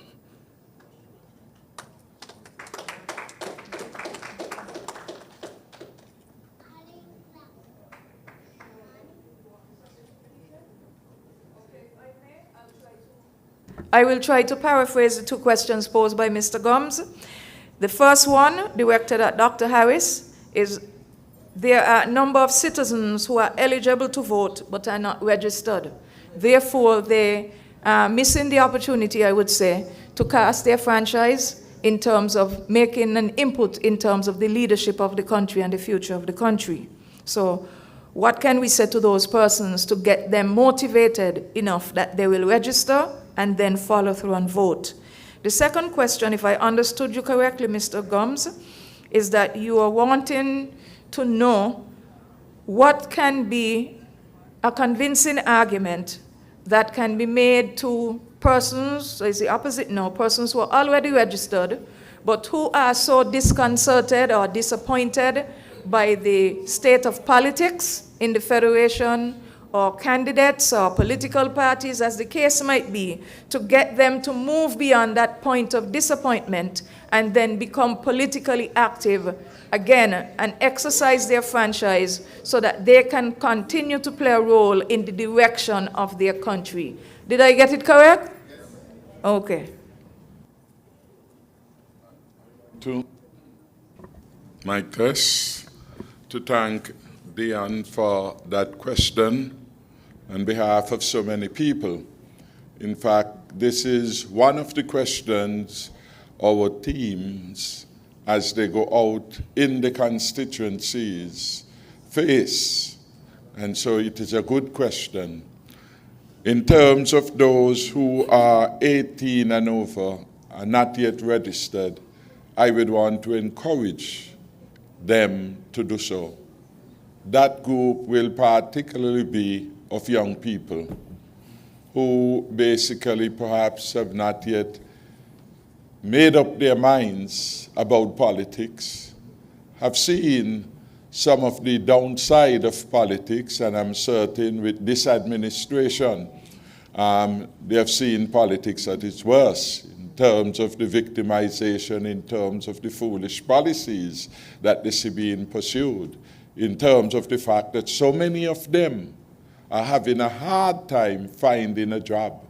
Many of them have gone to school, spent from primary into secondary school. Some even went further to the CFBC, and they come out, and everywhere they go, we are not taking on because the economy is dead. Who killed it? Dr. Joe killed it.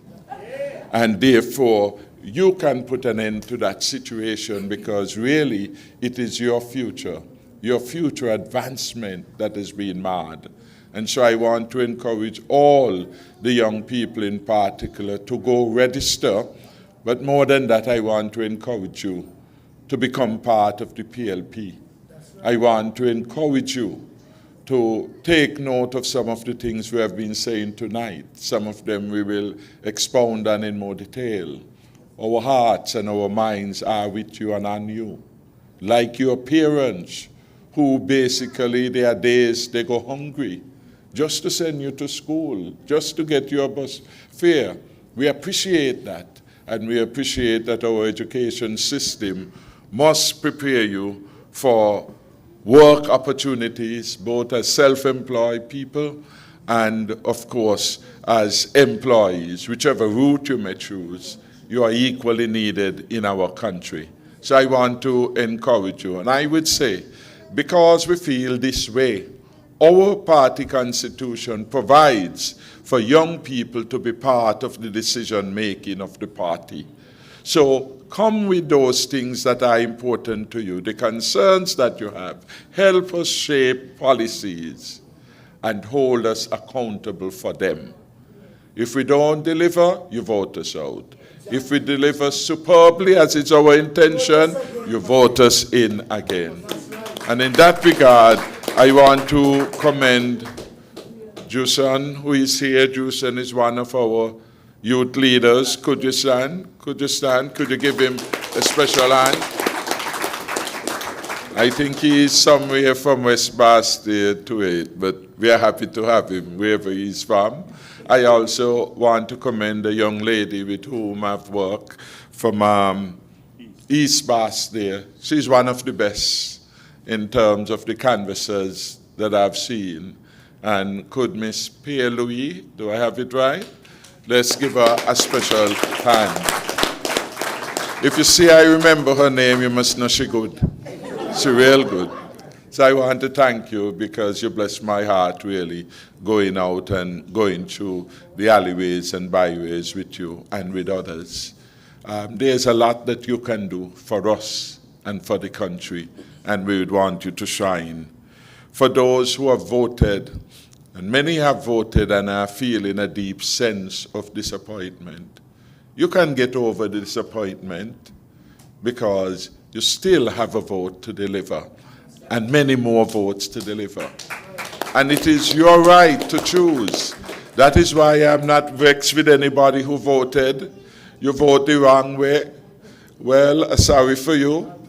But at least once you acknowledge what you do is wrong, you do the right thing now.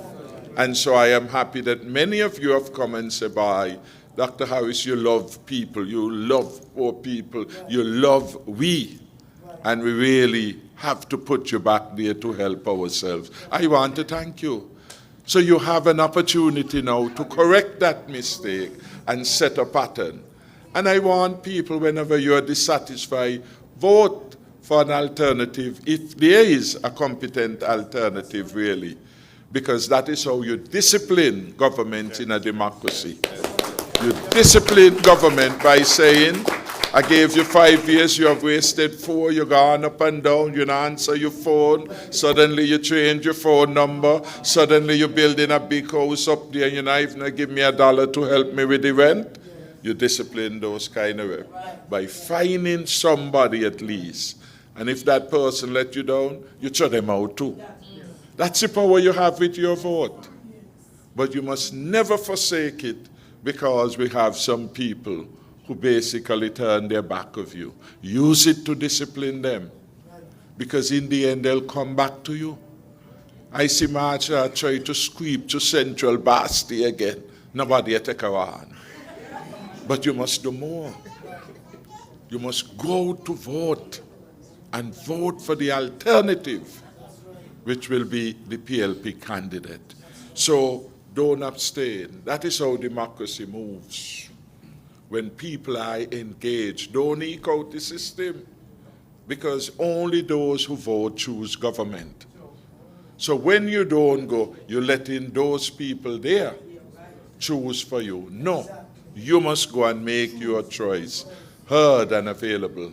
So I want to encourage you and say that we are willing to hear your concerns, your disappointments. Maybe some of them may be in disappointments with us too. So we apologize. We say sorry. We say we are sorry. But we promise you that we have learned so much more, that we are now empowered to, but the man be who said that, to do greater for the people, to make up for the last years you have had under this fake Labour Party. But most importantly, to put our country back again, a country of which you could feel proud, a country in which your dreams can be realized. You are thriving, you are succeeding, your children could get hope, your business is flourishing. How could you feel good that our jokey Prime Minister take up $27 million, made it available to Marriott But you can't even get a little fork, a little hoe. You can't even get the harrow to go to your farm. What a man is right. Man from Nigeria. So, you have to respond to those things by your vote. When your daughter in the house and she can't find a work after all these years, you know you have to make a difference. And all you have is this choice. An election day among other things. For some time you all must be brave enough to take up a placard. Sometimes we have to be brave enough to go and march. Sometimes we have to go in front of the office. Because these are our democratic rights. And we must use them effectively to bring about change. So, the present is bad, it's a disaster. But the future will be bright if you give Dr. Harris and his PLP team an opportunity to serve you humbly, competently. We will build back our country better even than it was before. And we will ensure we involve all of you. All of you. Thank you very much. Okay, thank you very much for that detailed response, Dr. Harris. I couldn't add anything to it myself. We have about 5 questions that came in from various youth. But I will allow the next person on the floor here to raise her question, and then we get to those others. Go right ahead. Good night to everyone. My name is Delisha Huggins, and I have a concern, as many civil servants do. Last year of March of last year, I was transferred to the abattoir. I was not transferred because I stole. I was not transferred because I didn't perform. I was transferred, I don't even know why I was transferred. But I'm tired. I'm tired and I'm frustrated because the farmers who I serve call me every day. Just yesterday, this morning, I had one farmer who called, and an option was taken away for them to deal with animals. And they're crying out because the option was taken away and they weren't given another option. And they're suffering. My phone rings every day with farmers who I serve and served well because they don't feel like they have any other person to express their dissatisfaction. Just like other civil servants who are currently afraid to speak out because they fear victimization. They're being victimized, and because they want to hold their jobs, they don't want to talk. I was victimized already in 20 under the Team Unity government, and I still supported PLP because back then it was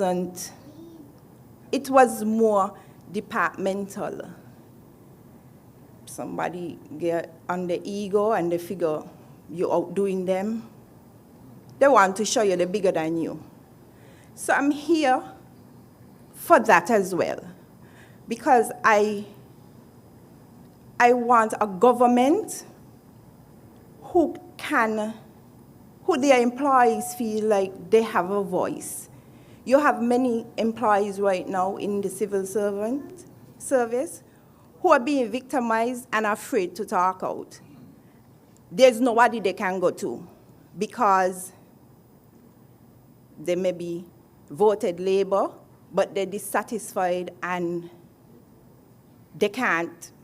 They're afraid to say they're dissatisfied, or because they're saying they're dissatisfied, they're shoved aside. Allow allow your servants to perform. My philosophy when I went to agriculture, and I said it to them, election day I vote, and that is it. I'm not here to be anybody's cheerleader, I'm here to perform, and I'm going to do that to the best of my ability, and I've done that. There's no farmer who with an honest heart could say I ever stole, I didn't do my job diligently, I showed up on time, and I performed, improving the lives of many of them, which is your job as a civil servant. I want the government, I want PLP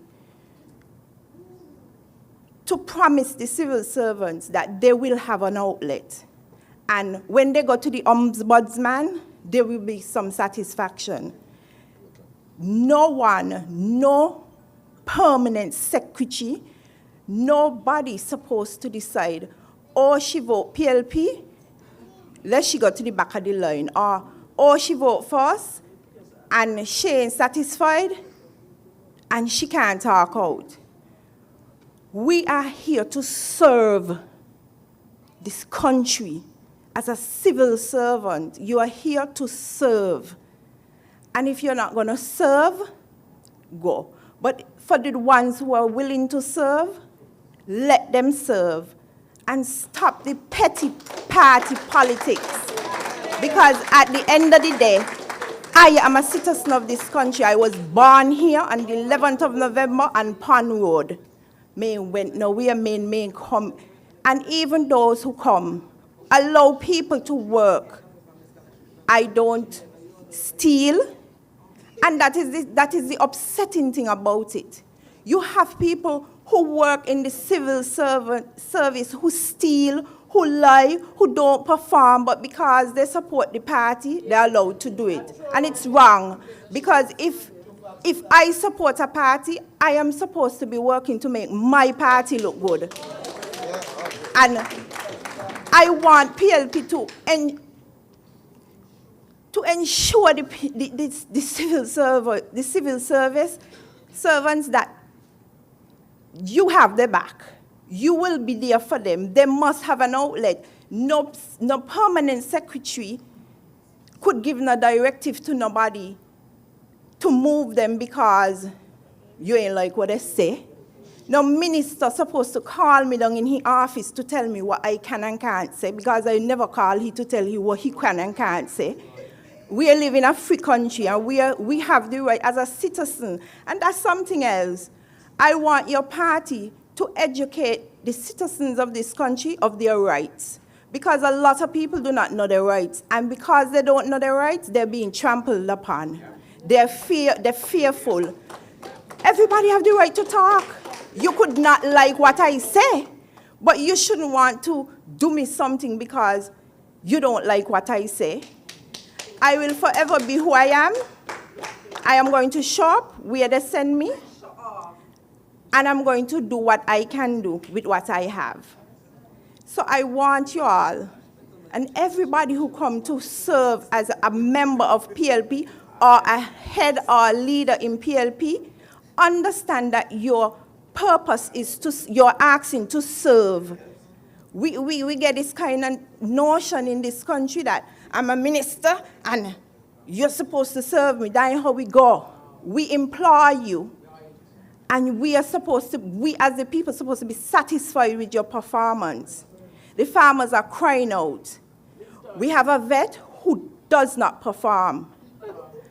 Every day they call, and it hurts, because the small ruminant industry where I was placed has the potential to make so much money for so many farmers if they just have the support. And I'm not talking about monies, because when I was there and I didn't have any money, and I used to take the government pickup and get the grain up at the brewery to offer supplementation for the farmers to give their animals.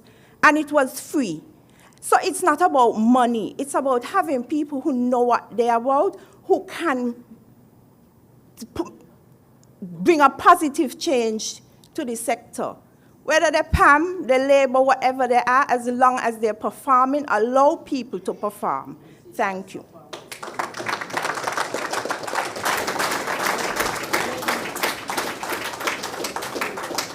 Ms. Huggins, I thank you sincerely for the frankness and the detail with which you expressed your concern and shared your ideas in terms of how the civil service should function.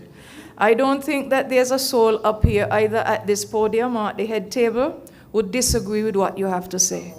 And I agree with you, and from where I sit as the chair of this party, and I'm sure the other persons who are here, they will be given a chance to give you feedback as well. I agree with you. There needs to be continuous civil service reform. People need to feel comfortable where they work. You should not be having a case where people have to decide, do I work for government or do I work for the private sector? Or you have one set of standards for the private sector, but you could do as you want with civil servants because they will just suck it up and take it, because we have had some of that. But there is a lot of room for improvement, and I think the best of that improvement can only come when representation from the civil service itself is included with whatever reforms are being done. It cannot be done without the civil service. And it is for that reason, and I'm coming to let the people at the head table speak, if it is for that reason why the team unity government had taken the approach it did way back, maybe about, 5, 6 years ago now, when the issue of the pensions for the who we call the non-estab workers was being looked at, because they had been promised this since all the way back in 2012. And when that committee was put in place, that philosophy bore through, where we had representation from the civil service in terms of people working classified as such, so their own views would have been documented. Dr. Harris, the name of that guy was at Public Works, his name was Mac, right? The rep, he died. He died, right. But that was the approach that we took to make sure that people are properly represented. So I turn it over to anybody else from the head table who wishes to make a contribution on that particular. I'm gonna. So I'm gonna respond to Delisha, because I'm certain that we all share the same sentiments. No government, no institution should allow any of the employees to be undermined or to be trampled upon. We all have different views and different ideas. Once it is that we can work together, get the mission done, that is all that we need to do. We are not going to be on the same team, but once we get to that job, we have to make sure that we perform, and performance matters. When actions like this occurs, it only creates that business to do bad, because now you're going to put wrong persons in the wrong places, and you're going to underperform. Once you start to underperform, that business is going to suffer. It's going to reach as far as the island suffering, because as Delisha said, the farmers are suffering. And we all can relate to that, because every day we hear the cry, the farmers are suffering.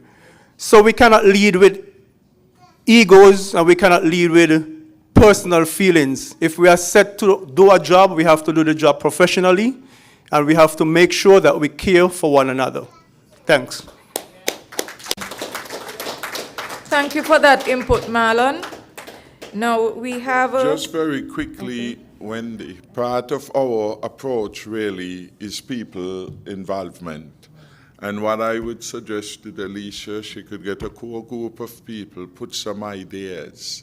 We accept that the civil service rules need to be reviewed, but it's good to hear from people who are being impacted by them, which are most urgent, so that we can deal with it. And certainly we want people to feel empowered.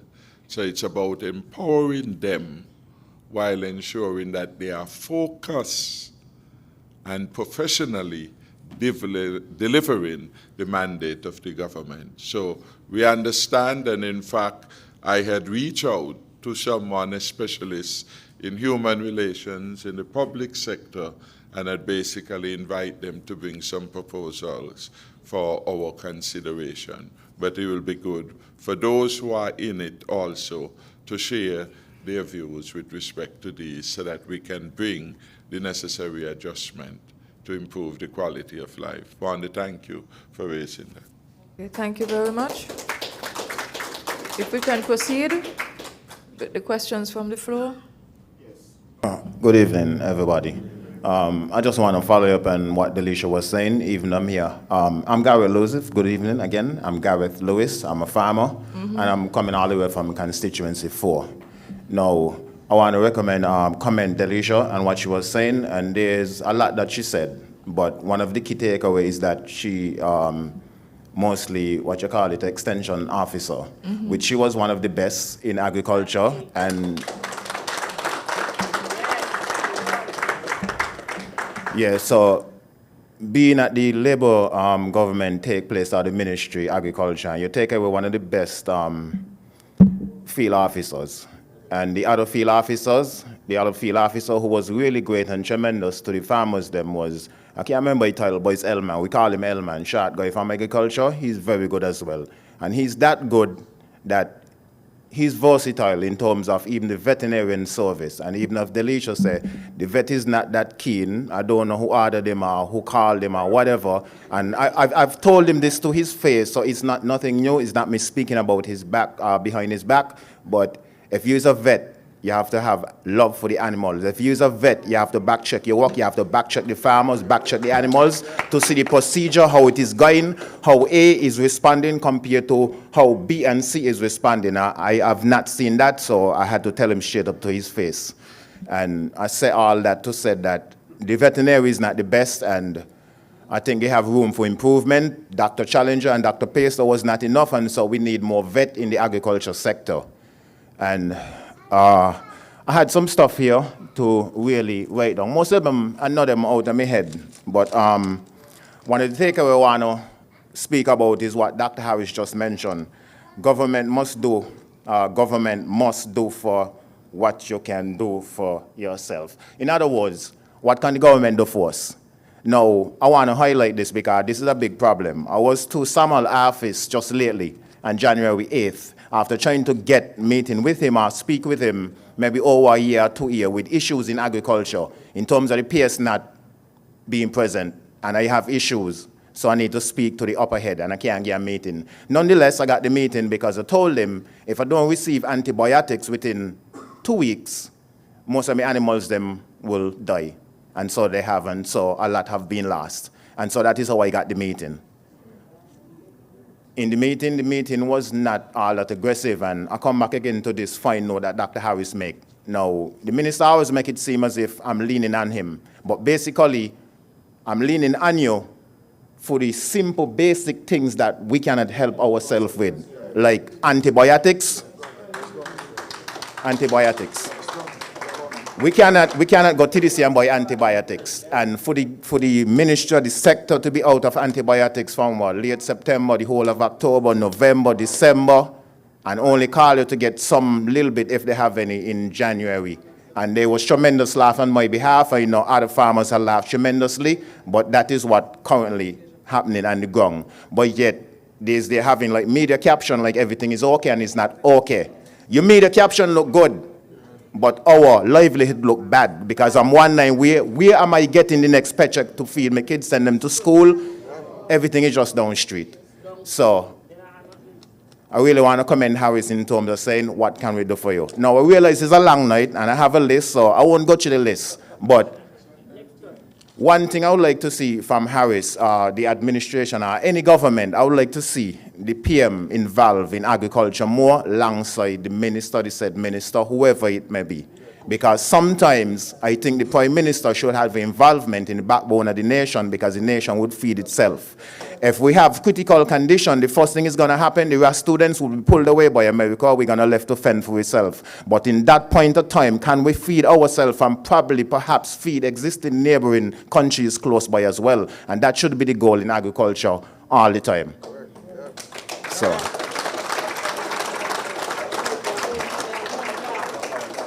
Now, let me just close because I don't really want to say a lot and take up the time. But I've grown in agriculture. I've loved agriculture. If anybody knows me, they know my father's reggae wax, so you know I'm in agriculture. So we know the T's and the Q's and the P's. It's just like basic straightforward for me. The animals, them, the cropping, marijuana, everything. But yet, you don't have someone from the department coming out and saying, okay, let me see how versatility this guy have. Let me see how we can use the versatility peoples in different sectors or different agriculture state to help. And I said that to say that the policies that have been making for 25 by 25 is ridiculous. And I want to say ridiculous is because you're not involving the stakeholders. If you're not involving the stakeholders, what are you really booing up? Because just a few months ago, I was one of the largest animal farmers in terms of cattle. No, I don't know where I stand. Just because mismanagement, you're not dialoguing with the same stakeholders. 25 by 25 gone. There's a guy lately trying to buoy at my farm because my truck is down, and we're discussing the state of the agriculture sector. And then he's one of the personnel who was buying wire after the bypass from the 25 by 25. I thought it was a joke, but when the guy tell me so, it's not a joke. The guy actually purchased wire from after the bypass. Yet, a few months after 25 by 25 kind of dwindled down, I'm here having ridiculous problem for wire. Animals feed low, like feeding the pasture low, the animals need to move out, go over to my brothers, but there's nothing there to say, well, the department is out of wire, the budget done since June, July, after just like allocated a few months ago, and the PS is on my farm after years of taking office. I have to invite him to my farm. When he invite me to a meeting and the farm, he can't do nothing for me. The budget is done, no wire is there, nothing is there. The said advisor, he's just there standing up like he don't know what to do. So my question lead, what are the advisors doing in agriculture? Because there's no antibiotics in the most crucial time, which is the rainy season, and the ticks come out. And then the other one, the other crop farmer, the other, what you call him, advisor, the crop is in a mess. The island can't feed itself if it need be. So some serious shuffling need to do in agriculture, and we need real administration. So I'm calling them out. This is not working.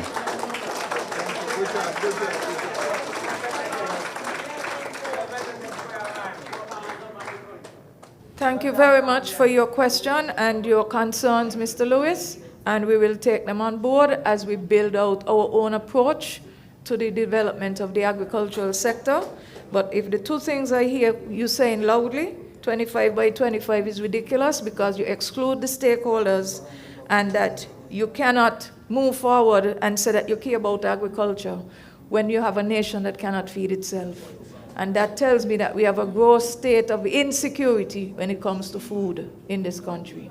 Thank you. Next person, please. Good evening. My name is Janaya P. Lewis from constituency number 1. I have a couple questions from the youth. Okay. So many young people feel overlooked and discouraged with the lack of opportunity despite having numerous qualifications. How will the People's Labour Party create opportunities for the younger generation, not just in the technical field, but in agriculture and tradesmanship as well? So you want to ask all of them, or you want to get the answers for each? Well, I think we take the interest of time. You can ask all the questions, and then we will address them. Okay. Also, young people of the Federation often feel excluded, overlooked, and treated as extensions of their parents. How will the People's Labour Party address the stigma of young people not being involved? And also, will the People's Labour Party take the initiative to provide opportunity for training, education, and guidance for youth interested in attaining trades and skills? That's it.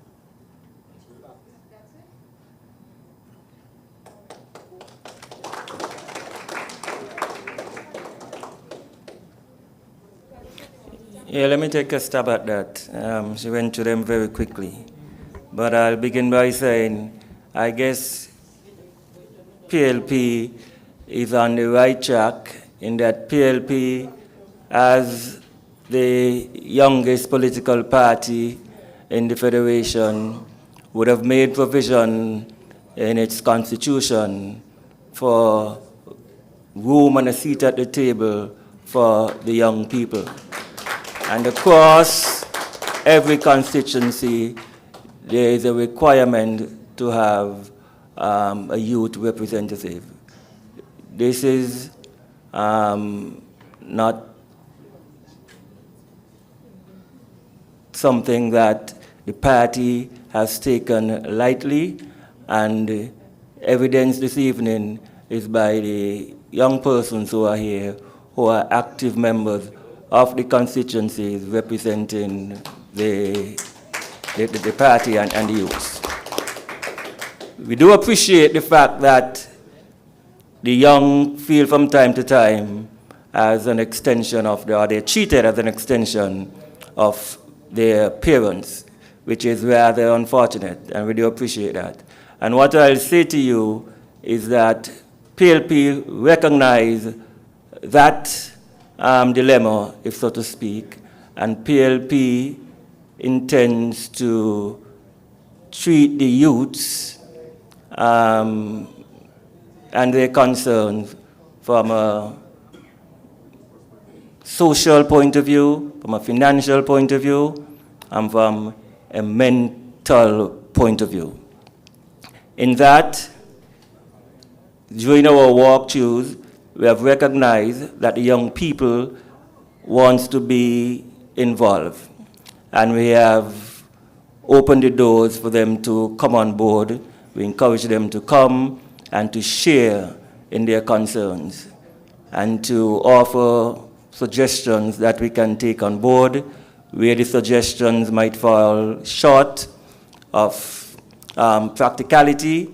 At least we can put our heads together and get these things to happen. One of the things that, from our experience going through the byways, is that the young people have an interest in agriculture, as Vega Walk was talking about, and also the issues of maybe what one can describe as cyber technology. And it is very instrumental that those things are paramount. And one wants to assure the youth that the PLP administration would address all those concerns, because agriculture we see as a sector that will touch the entire country. In agriculture, tourism will be impacted, food processing will be impacted, education would be impacted, and just about every facet of things. The young people being given the opportunity to farm and produce, PLP will introduce training, mentorship, markets, financial assistance, that is real, and those type of things. I'm certain that it will please all of our hearts, or any of the youth who get into farming, and let's say they enter Ram Supermarket or even Value Mart. And when you enter on the right, there's always the food products. What if, and this is what we ought to aim for, those products are grown locally and packaged locally. That in itself will give a sense of accomplishment and worth to young people for them to see, hey, my product is on the shelf and is being produced. At least that is something for one to continue to work towards. So when it comes to the youth, we expect or we will invite the young people to be at the table and to offer their contribution, and we work together to address those concerns as best as we can. I think that is a pledge that is being given from the party leader, And of course, I'd imagine all of us will be on board with that. So continue to encourage all the youth to join and come forward and to give their ideas and make sure that they're part of the process. Thank you. Thank you very much, Mr. Pemberton. One of the things that we should also add is that as we build out the party's next manifesto, there is room for that in the development of the content, for those wonderful questions like what you asked earlier this evening. To that? When you say the youth are seen as an extension of their parents, you mean politically? Oh.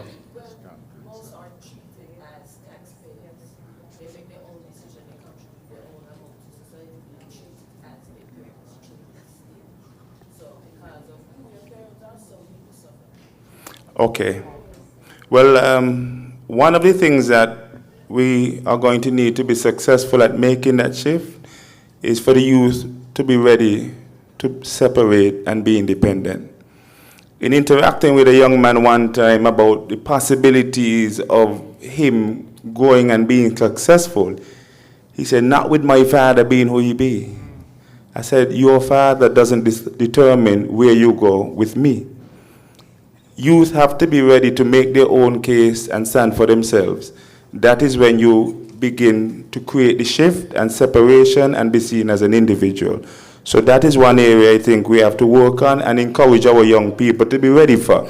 Have your own opinion. Don't necessarily fall in line with mommy say and daddy say. Know why you feel, how you feel, and be ready to act on it. Another one you mentioned would have been regarding the qualified youth being given an opportunity. This one I'm excited about because I feel their pain. I've met architects, engineers, all sorts of trades, all sorts of qualified people, extremely frustrated because some went away to learn to build skyscrapers, but they're pouring concrete up Basketball City. They're pulling wool down the basketball court for a fence because the current administration lacks vision for a grander St. Kitts and Nevis. We are ready for big things, and we want our young, qualified, and passionate people to be a part of it, and they will be. So I ask them to be patient because I understand it's frustrating being within a group that's so blind and limited. We're ready for you to change St. Kitts. Give us that opportunity. No, thank you very much for that response, Mr. Lawrence. Now, before I ask our host chair for Constituency 3, Marlon Brown, to deal with the vote of thanks, there's one other individual who I'm inviting to raise the final question. Yes, good night. Good night, everybody. My name is Adrian Webster, and I'm from number 1, constituency number 1. I have a very, very big issue what's going on, and I don't really see much people talking about it. But we have a lot of young people right now is homeless, and they're on the streets begging by the Chinese, wherever. And it is a big concern to me because I ain't grew up seeing that. It made me feel like I'm in America again. And this is an issue we have to take in serious condition. Because when I go and I see them, some of them I know. Some of them had their own businesses. And to see how they are now, it is very sad and disappointing to see how we have these people here and nobody is helping them. I don't know if it was a mental health issue, breakdown, or what. But we have too much, and it's always a new face every week. It's a new face, so that means something is wrong. And we need to find time to help, because if we don't do it, we are going to be in a serious problem in the future. A next issue I have is about, as they was talking about, empowerment. We have a lot of people from all ages, young and old. The Prime Minister went on the CARICOM summit, and this is what I'm very disappointed in him, because I was one who gave them an idea of a business I wanted to do here, industrial business. Here, I mean, begging for a handout. Me and my business partner, we have the assets, all we were looking for is the loan. He went and said, oh, we need industrial businesses in St. Kitts and Nevis. You have people here. We have people here have the ideas. Why aren't you pushing your local people, even with whatever assistance you can, but you're willing to give millions of dollars to foreigners? Why can't we invest in our people? Because when you invest in our people, we won't have to worry about foreigners or foreign countries to feel the wealth amongst our kids, them, and family, what's going to be here. The money going to stay in the country. We're going to develop our own country as one family of St. Kitts and Nevis. But that's the issue. We keep believing that the foreigners don't going to save us. They're not going to save us. They're coming here, using and abusing us, and then when hard times come on, they ship the money overseas, where they're from. And that is the issue I have.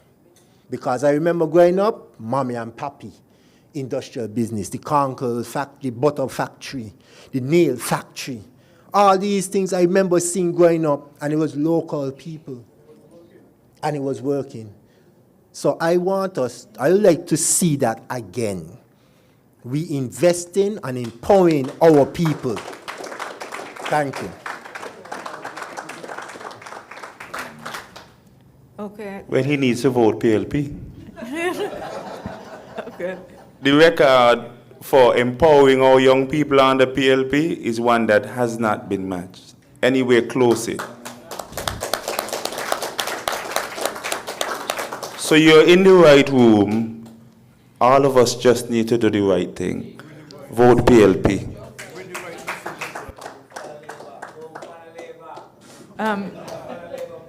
Yeah, if I may, I was particularly drawn by Mr. Webster's concern about the failure of government to invest in industrial development, and I guess by extension, manufacturing in general.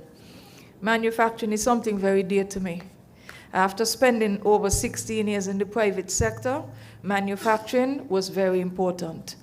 And I say this because traditionally manufacturing is viewed by some unenlightened politicians and governments around the world as not being important. Some of our politicians tend to look towards what they consider sexy industries, like tourism and travel, where you get to post online and show what you've done and where you've been and the food you eat and how you dress. But these industries have low season and they have high seasons. In the case of our manufacturing here, there is no dull season. And we were fortunate starting in the early 70s in terms of Sun Island clothes, electrofab, and so forth, where we were having that type of investment in agriculture, in manufacturing, moving away from agriculture, and at the same time finding ways to balance how these industries could feed each other. And then in the 1980s, after we became independent, more of that happened in terms of attracting industries in terms of electronic assembly, for which our people were second to none in terms of their ability to perform. Gradually, we have lost a lot of that to cheaper jurisdictions like South America, India, Pakistan, even the DR, where labor rates are lower, but the quality of the goods were not that good. And unfortunately, what we are seeing here is that even though there is a manufacturing plan for the country that was done since way back between Dr. Harris 2011 to 2014, thereabout, right, because he worked on it and I worked on it, so I remember it very well. What we have found over time is that not enough impact and emphasis and investment is now being put into manufacturing, which is required. And the unfortunate thing is that it's not just limited to St. Kitts. You see the same thing happening in the United States. because you hear them talking about manufacturing this and that, but manufacturing in the US is dying. They're hoping now that their answer to manufacturing resurgence is in terms of artificial intelligence, in terms of chips that you make for like semiconductors that go into your cell phone or go into your remote control devices or even in your cars, which have their own little computer setups inside there to diagnose problems. They're seeing manufacturing in that context only. But we need to move away from that and go back to basics, because we need to also be in a position to produce more of what we consume. Why should it just be limited to Jamaica and Trinidad and Guyana to grow more or manufacture more of what they need, when we can, to a certain extent, do the same thing here in terms of leveraging agriculture and food processing and other things like that? So I hear you and I feel you. And these are things that we expect to build out more of when it comes to manufacturing and industrial development. But then we also at the same time have to give commitments to the lending institutions like your credit unions, your development banks, and so forth, because those are the financial institutions that are traditionally more available to local manufacturers than the bigger established banks.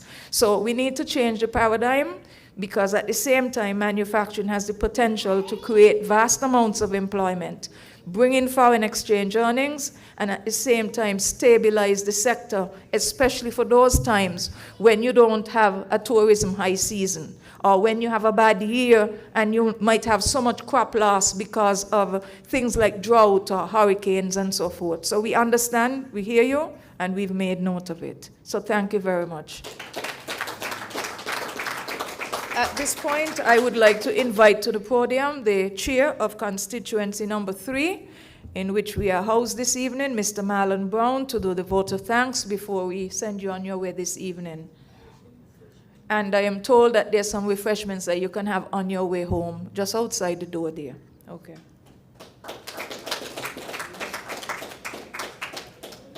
Good night, everyone. Can you all give yourself a round of applause for being here tonight? So tonight I am tasked with the job of giving the closing remarks. I want to first say,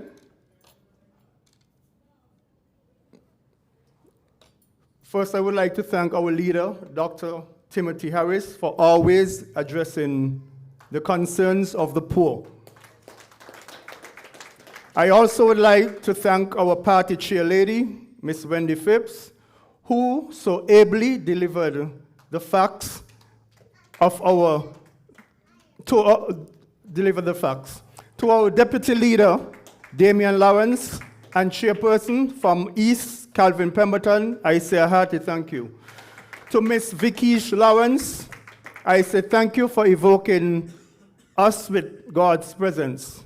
To Pro Video and DJ Rankin, thanks for always answering our call. I want Freedom FM and all other media who is carrying us live, we want to say thank you as well. I want to say thanks to each and everyone for coming out, especially my West Love family. Thanks for sharing your thoughts and engaging in this conversation. Your input matters, and we are committed to keep the dialogue. We will take the feedback, ideas, concerns raised tonight and work on addressing them. Expect updates as we move forward. Thanks again for your participation. Let us keep building a stronger community as we save our St. Kitts and Nevis. I want to say a special thank you to Mr. Sheldon. He's a villager, and Mr. Sheldon would have just lost his home by a fire. And it is so strange to see that where Sheldon lived, it had a lot of overgrown trees in the area. And as a result of that, his house burned down, and it shows the lack of attention that we have from our representative in the area. Because this area should have never been where it's not trimmed. It would have been easy to just get the parks and beaches, get somebody from the electric department, get one of those bucket stuff and just clean that area for Sheldon. So I'm thankful for Sheldon for coming out tonight and everybody else for showing your face and working together to get PLP back on track. There are refreshments outside, grab one as you go, and come this next week, Friday, we will be having our big event at the Block Rocks, and we are inviting everyone to come on out and be a part of something big. Thanks. At 1 p.m. Thank you.